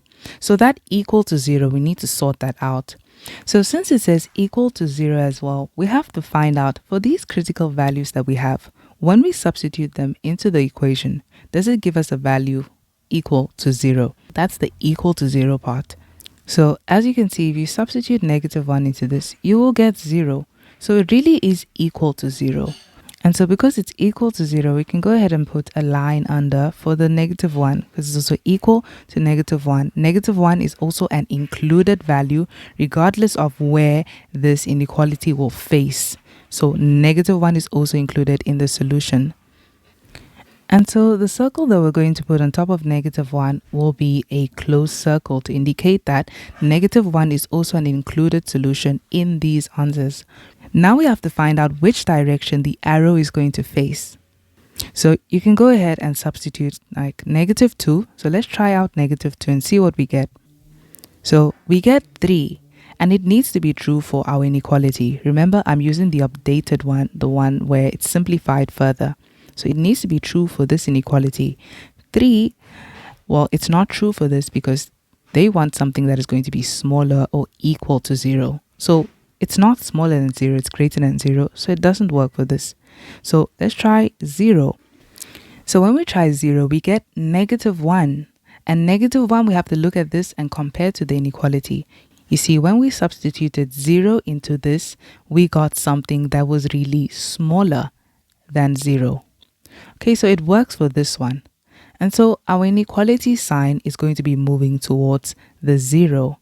And so these are values that are greater than negative 1. So we are saying that x is greater or equal to negative 1. Remember, again, the arrow helps you to know the way your inequality is going to look. And then now we have to do this for 1. So we have x and 1. 1 is a critical value. The inequality said x squared minus 1 must be smaller or equal to 0. And so we have to find out for 1, right, when we take 1 and we substitute it into here, does it really give us an answer that is equal to 0? And yes, it does. It gives us a value that is equal to 0. So this works out. And so under the 1, x and the 1, we can just put a line under for equal to. So it really is equal to 1. 1 is also an included solution in this. So on top of the 1, we're going to put a closed circle. Now we just have to find out which direction the inequality is facing. So if we try 2, let's see what happens. We get 3. And 3 doesn't really suit this inequality. So the inequality wants something smaller than 0. But 3 is bigger than 0, so this does not work. So we have to try 0. And we already tried 0 and it worked. So it means that this is going to move towards this direction. So if we're moving towards numbers that are smaller than 1. And so here we are saying that x has to be smaller or equal to 1. So less than or equal to 1. But then lastly, we have to look at our number line and see, is it speaking about related values? If it is pointing towards each other, they're speaking about the same set of values. And instead of just leaving it like that, in this order, you can simplify it further. You can write it all as one inequality. So we are concluding, we're saying, therefore, remember you just put x in the middle, you put the smaller critical value here, which was -1, the bigger critical value on the right, which was +1, and then you just follow the direction of the arrow when you're looking at the x compared to that critical value. So here, compared to the -1, the inequality needs to face the x. So I drew it facing the x and then the equal on the bottom. And then here, when you're comparing it to the 1, it needs to face the 1. And so it faces the 1 and we have that under. And so that's what it's saying. It's saying that, remember, you read it from the middle, go to the left and then the right. It's saying that x is greater or equal to -1, but less than or equal to 1. These are the solutions. These are the values that work for this. But remember, I said with these inequalities, I don't want to just restrict you into always having to use difference of two squares to factorize this, because sometimes it's a case where it's not as easy to use difference of two squares. So I will show you another method using this same example. So in this case, instead of trying to make this a difference of two squares, I'm just going to go ahead and try to solve for x. So if I was trying to solve for x, I'd really just try and get rid of this +3. So subtract by +3 on both sides or take it over. So we have -3x squared and we have it's greater or equal to -3. Then we can go ahead and get rid of the -3 by dividing both sides of the equation by -3. And now we're going to have x squared is, remember you divided by a negative, so the sign needs to change direction. Is smaller or equal to, that gives you a +1. And now all we have to do is solve for x. So I'm just trying to find the critical values right now. So I'm going to square root both sides, but not forget to put the plus and minus because of that square. And so my critical values, the critical values are going to be x is either equal to, when you square root this 1, you get a 1. So it's either +1 or it's the negative square root of 1, which is -1. So those are the critical values. So if you put them down, you're really just saying x and +1 and x and -1. But honestly, I tried to put the smaller one here, so that's negative and that's positive. And so you can see it's the exact same thing as what we did in this question, in the first method. Okay, so you can choose which method best suits you and you can use that method. So now I'm going to put down an activity and then I will put the solutions. But remember, it's not going to be me explaining the solutions. I will just show you my steps.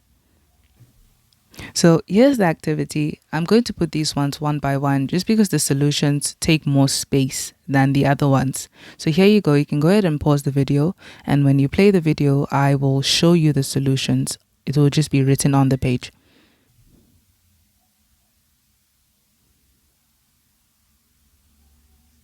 Here's the next question, and you can pause the video to complete it and then play for the solution.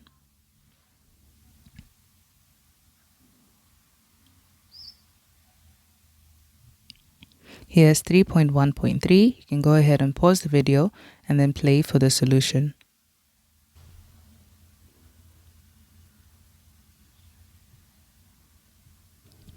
And also remember, all that needs to be correct in this is your final conclusion and this and these ones as well. So I'm saying this just in case maybe you use this inequality to test the direction of your arrows. So as long as you end up getting that x is greater or equal to -1, but x is smaller or equal to 1, and you conclude properly and your number line is correct, then your answers are correct. So here's 3.1.4. This is the last activity in this difference of two squares section. Okay, so now I'll be showing you the solutions.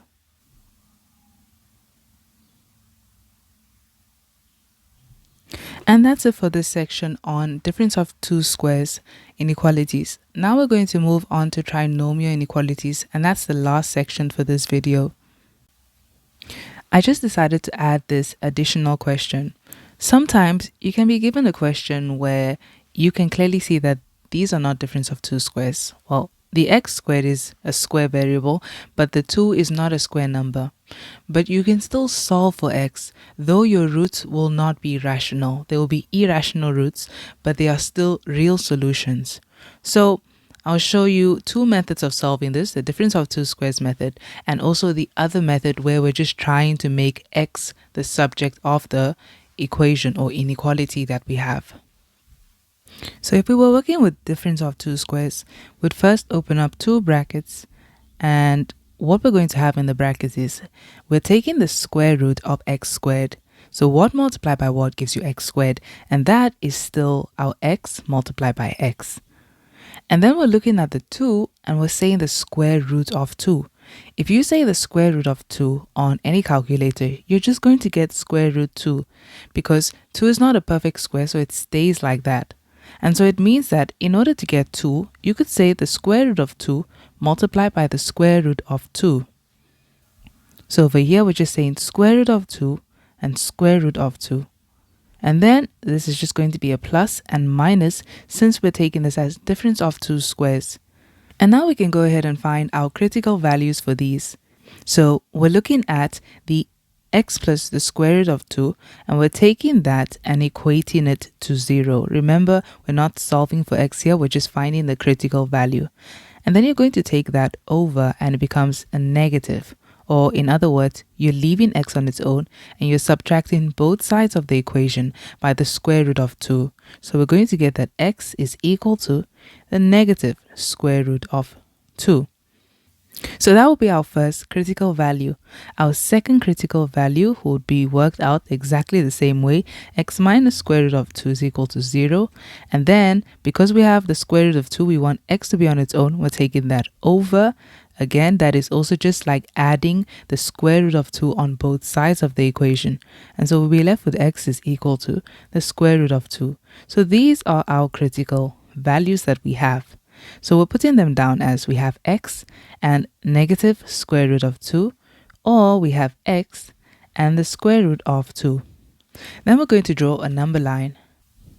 And on this number line, we have negative square root of 2, and then we have the square root of 2. And like the other ones that we've been dealing with, we're going to look at a number that is smaller than this, the negative square root of 2, and a number bigger than this. So a number smaller than the negative square root of 2, you can simply just use a calculator to just make sure.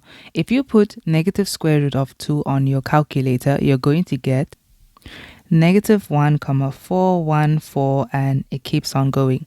So if you set negative square root of 3, then you're going to get negative 1,732, and it keeps on going. So as you can see, this number would be further on the left hand side on this number line. So negative square root of 3 would be smaller than the number negative square root of 2. So over here I can put negative square root of 3, And then a number bigger than negative square root of 2, I can put negative square root of 1, which will of course just give you negative 1. And then I need a number that is smaller than the square root of 2. And I can take the square root of 1, which is really just 1. And then a number bigger than the square root of 2, I can take the square root of 3, which is, of course, bigger than the square root of 2. So now looking back at our inequality, remember it just said greater than 0. It didn't say greater or equal to 0. So the circles that we'll have on both our critical value would just be open circles. Now we just have to find out which direction they're going. So you can go ahead and substitute, and let's find out which direction they're going. So I'm just going to substitute, and when I find the right answer, I will show you the direction that it's going, because we've already done this. So the arrow is going to head towards the negative square root of 3. And then for the square root of 2, it worked for values that were greater. So it worked for the square root of 3. So values that are greater than square root of 2. So our signs are really just, we're saying that x is here, these ones work, smaller than negative square root 2. And here, these ones work, so greater than that. And as you can see, there is no relation at all. So this is your final answer. So the thing about this is sometimes it's not going to be actually difference of two squares, but it doesn't mean you can't use difference of two squares on it. But again, as I promised, I am going to show you just the other way of doing this when you're just trying to make x the subject of your formula. So in this method, we're just going to try and make x squared, first of all, the subject. So we need to take negative 2 over, or you could also say add positive 2 on both sides of the equation. So we have x squared is now greater than 2. Then we have to solve for x. Now remember, when we're solving for x, we're just trying to find the actual critical value. So since this is squared, we need to get rid of the squared to leave the x on its own. So we're going to square root both sides. But remember, when you square root both sides, you need to remember that in front of the square root, there is a plus and minus, because positive and negative of that solution would work. And so we have now that x is, this is just the critical value. I'm saying that x is equal to positive or negative square root of 2. So these are our critical values. Again, we can just put them down. So I'm saying that we have x and we have the negative square root of 2 because it's the smaller one, or x and the positive square root of 2.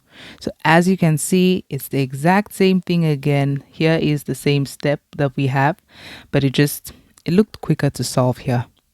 So once you have that down, you can go ahead and just work on your number line, and you have your inequalities and your number line, and that's correct. So now that is it for the difference of two squares method of working these inequalities out. Now we're going to work with trinomials, so quadratic trinomials. So if you could have worked with what we've been doing before, the difference of two squares one, then the trinomial should be easy as long as you know how to factorize them. And even if you didn't know how to factorize them, there's actually a way of doing that. But like I said, it is helpful to know how to factorize trinomials. So in this first example, all we're going to do is factorize this trinomial. So we open up two brackets and we have it's greater than 0. So since we have x squared over here, it means that x multiplied by x gave us the x squared. And then we have to think about what multiplied by what can give us 4. But then as you can see, everything is positive. So when we sum them up, it should give you 5. So if you think about that, that can be positive 4 and positive 1. So positive 4 plus 1, that is 5. So that gives us our middle term. So remember, these are the simple types. It's not the one with the coefficient, where the coefficient is not actually a common factor throughout. So now that we have our factors, we can go ahead and just find the critical values. So the critical values, I'm just dropping down x, and I'm saying that if I had x plus 4 is equal to 0, I would have taken this positive 4 over, or subtracted both sides by 4. And so it would have on the other side a negative 4. Or, and then I drop my x down, and it's the same thing here. I have a positive 1, I would need to take it over. And so it's the same thing as subtracting both sides by 1. And so I would have negative 1 on the other side. So Now I just have to figure out the signs. First of all, we draw a number line as usual. So that's what I mean by if you could have done the previous ones, these ones are going to be very easy. So I'm just going to put down the smallest number is -4. Always put it in that order. The biggest number is -1. Then I'm looking for a number smaller than -4. That's -5. Bigger than that, -3. Smaller than -1, -2. Bigger than -1, 0. So there we go. We have this number line. And these numbers actually go in order. Okay, in this case. And then we have to think about the circle on top of these. So the circle that we're going to have, since it just said greater than 0, not greater or equal to 0, we can just put an open circle on top of each critical value. So you can go ahead and just test now which side your arrow is going to face. So when I substituted -5 into here, I got 4, which is really greater than 0, so it works for that. It did not work for -3. When I substituted -3, I got -2, which is not greater than 0. So our inequality, or our arrow, is going towards numbers that are smaller than -4. So x is less than -4. Now you have to try that for -1. So for -1, the critical value that worked was 0. So our inequality is going that way. These are values that are greater than -1. So x is greater than -1. And so this can just be our conclusion, because as you can see, there is no relation between the values. They're not pointing towards each other. They're pointing in opposite directions. Okay, so let's go on to example 2. So also please know that you can feel free to pause the video and actually work it out on your own, because by now this should now be easy, knowing that you know how to factorize now and it's not going to be a problem. Now remember I said that even if you didn't know how to factorize, you actually still could get to the answer. The reason why is because you could use the quadratic formula on this and you could find your critical values. But I think you would lose 1 mark because you didn't factorize. So because you didn't show factors, you probably lose 1 mark here. I'm not sure, but I think so. I'll check the marking guidelines. So here is the quadratic formula. If I substitute my A, B, and C into this, look at what I get. So you see, you still end up getting your critical values, and that's really all you need. You just drop x and you put your critical value of -4 and x and your critical value of -1, and then you just have to actually work out where the arrows are going to point by just substituting these values and making sure that they make the inequality true. They make it greater than 0, that they get an answer greater than 0. Okay, so this is example 2. Example 2, we have a trinomial, but as you can see, that is negative. So you can decide to take everything over to this side so that your x squared, the coefficient of x squared, can be positive and you'll be able to factorize this. Or you can also just divide both sides by -1, but remember that it will cause your sign to change. So I'm going to divide both sides of the equation by -1, and then I'm going to get x squared, and then 8x divided by -1 minus 8x, and then that will become a positive 15 is now greater or equal to 0. Then we can just go ahead and factorize this greater or equal to 0. We're going to have x and x. Notice that the middle is the only -1, so it means that both of the signs are negative. And now we have to think about factors of 15, that when you sum them up together, you get 8. And that can be 3 and 5. So -3 minus 5 will give you the -8. So here we go. Here are our factors, and let's just drop down our critical values. We're going to have x, and because this is -3, it goes over and becomes +3. Or we have x again, -5 comes over and becomes a +5. And then we can drop our number line down. We have our critical values, which is 3, and we have 5. A value smaller than 3 would be 2. A value bigger than 3 would be 4. A value smaller than 5 would be 4. And a value bigger than 5 would be 6. And now you can go ahead and substitute these values into your simplified inequality. So you can use this one, it will still work. But honestly, I just prefer using this one. So I would use this one. So I'm just going to substitute, let's say 2 into this, and let's see if it works. And then I'll try 4, and then I'll see which one works. Okay, so we're always going to substitute it back into this one. But you can substitute it into the original one, it would still work. First of all, because really these inequalities are actually, they're saying the same thing. They have the same solutions. As graphs, they may look different, but their answers are exactly the same. But first of all, what we have to do is, because it says greater or equal to 0, we have to substitute the critical values and see, does it really give us 0? Is it really equal to 0 when we substitute? So I'm going to go ahead and do that. And of course, yes, they both give you 0. So I can go ahead and put a line under here, a line under here. And on top of the critical value, it's a closed circle now, because that is an included value, and a closed circle on top of the 5 as well. Then we can just find out which direction they're heading towards. So for the 3, 2 worked. 2 gave us a value that was greater than 0. So we are heading towards that direction. And so these are values that are smaller than 3. And for the 5, 6 worked. It gave us a value that was greater than 0, which was 3. And so we can say that x is greater than 5. And of course, there is no relation here, so we do not have to simplify. So here are your first 2 questions. You can go ahead and pause the video and then play the video for the solutions. Here are the next 2 questions. You can go ahead and pause the video and then play for the solutions. Okay, so here are your last 2 questions for this section.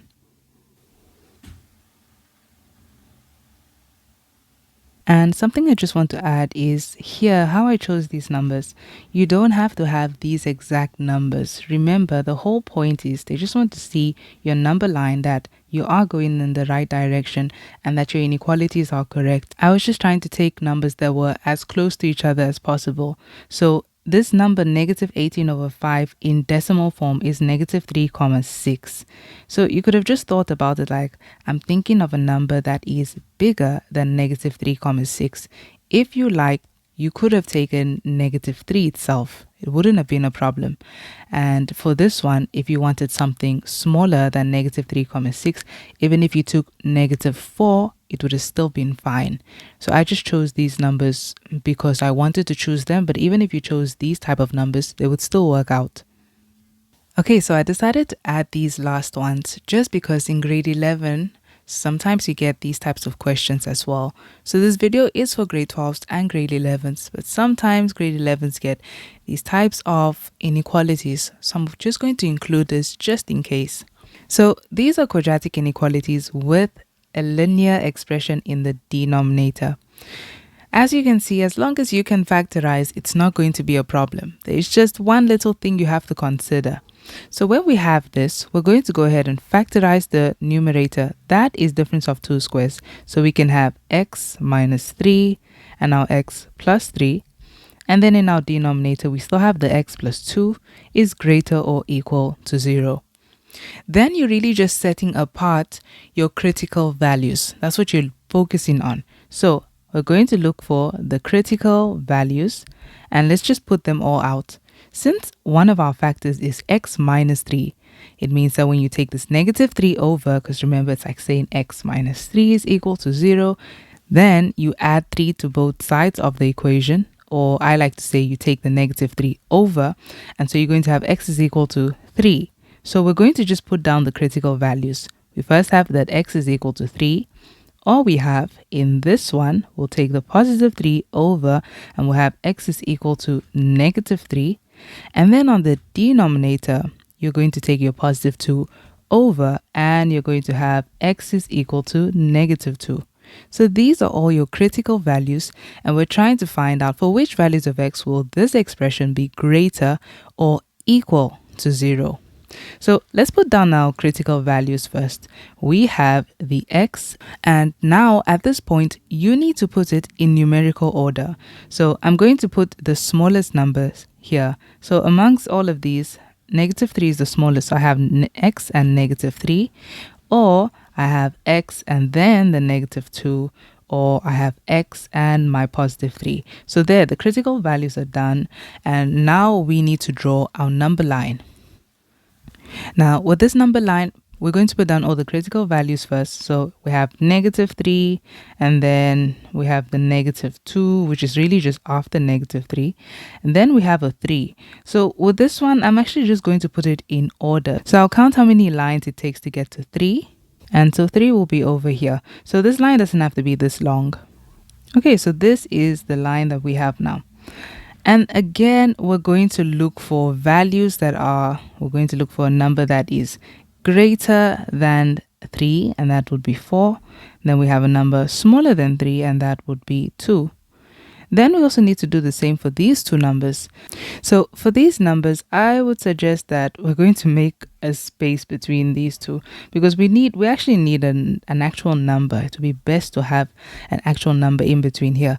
So I'm looking for a number that is smaller than -3, which would be -4, and then a number bigger than -3. Now I know that can be -2, but because -2 is a critical value right now, it would be best to just find a number in between. So what is in between -2 and -3? So halfway in between, you could get -2.5. So you could use that instead. And then for -2, I can also just use -2.5 as the smaller number. Or you could put another one, but it's still fine like this.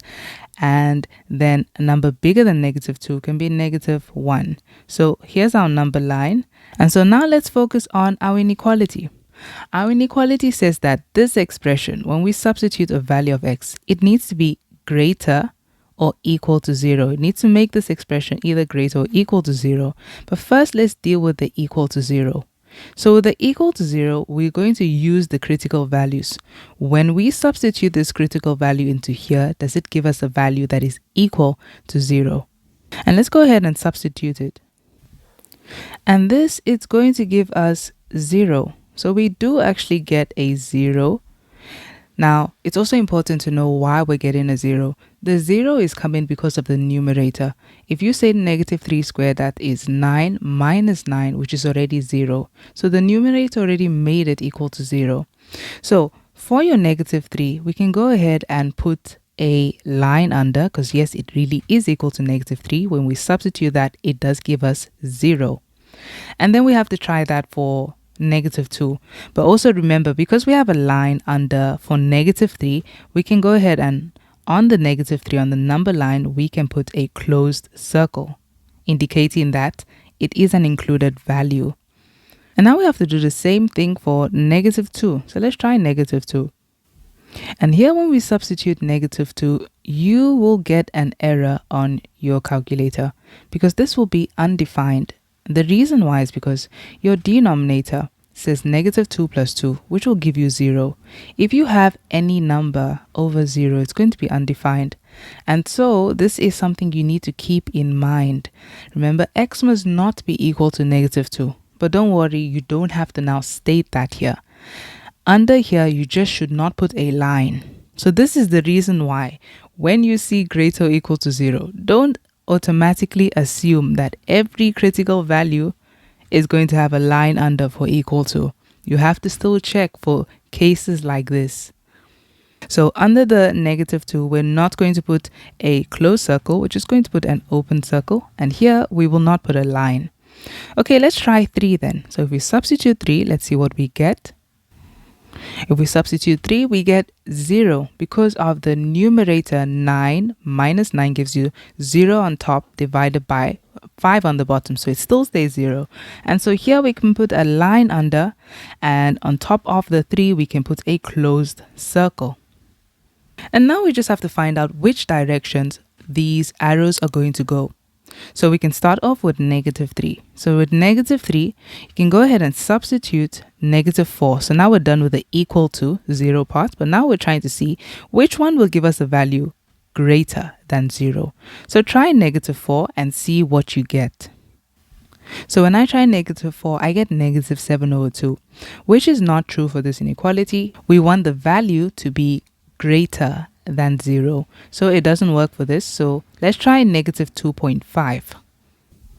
When I try -2.5, I get 11/2, which is a number greater than 0 because it's positive.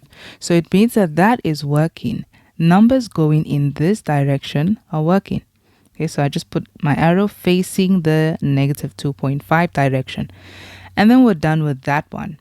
Now let's deal with the -2. But let's just write the sign quickly so that we don't forget. These are values that are moving to the right. So they are values greater than -3. So again, the inequality will help you. As you can see, it's saying that x is greater than -3. It's the same sign. And then moving on to the -2. So let's find out which direction this is going. So we already tried -2.5, which is a number that is smaller than -2. And we saw that worked. So just for you to double check and make sure that everything is fine, you can try -1 and see if -1 works. Because we know that this direction is clearly working, moving to the left of -2. But let's try -1 just to make sure. So when I try -1, I get -8, which of course is not greater than 0. It's smaller than 0. So you see that that doesn't work. So really, this is heading towards values that are smaller than -2. So in the inequality, we can say x is smaller than -2. The arrow helps you to remember how the inequality looks. And then we can go for 3. So now we're looking at 3. You can go ahead and try and substitute 2 and see if it gives you a value greater than 0, and then you can try 4. So when I try 2, it gives you a value of -5/4, which is not true for this inequality because this is a negative number, so it's smaller than 0. So 2 is not working. We can try 4. So we get 7/6 when we try 4. And so 4 is definitely working. It is a value greater than 0. So we are moving towards that direction. X has to be values greater than 3 for this inequality to work. So x is greater than 3. And so now we're done. Just one more step that we have to do. So these are our inequalities, but you just have to make sure you conclude properly. So look at your number line and see, do you have any arrows pointing towards each other? So that means there are relations between those values. And as you can see over here, we have arrows pointing towards each other. So it means that these ones, these two, we can actually write them together. So let's put that one together. So we're concluding, we're saying, therefore, you put x in the middle, the smaller number, -3 here, bigger number, -2. And then you just look at the inequalities and see where it's facing compared to the number. So here it's facing x when it's being next to -3. So we're going to make it face x and we have the equal to. And then for the 2, the -2, it is facing the -2 instead. So just let it face the -2 and we don't have an equal to on the bottom. And then for this one, since this one is just facing a totally different direction, you can just say, or x is greater than 3. So here, greater or equal to 3. So really, we're just saying the solution is x is greater or equal to -3, but smaller than -2, or x is greater or equal to 3. So in this one, I'm going to give you one example to do by yourself. You can go ahead and pause the video for this one and work on it. So here you go. Here is the question. You can go ahead and pause the video and work on this one. So here's the solution for this question. So we've finally come to the end of the video. I know it was quite long, but I really just tried to touch on many aspects of quadratic inequalities and expressions in general, because I know that people may be on different levels when it has to do with this topic. If you've enjoyed the video, please make sure to give it a thumbs up and subscribe for more videos like this. I hope you have a good day and I hope to see you in the next video.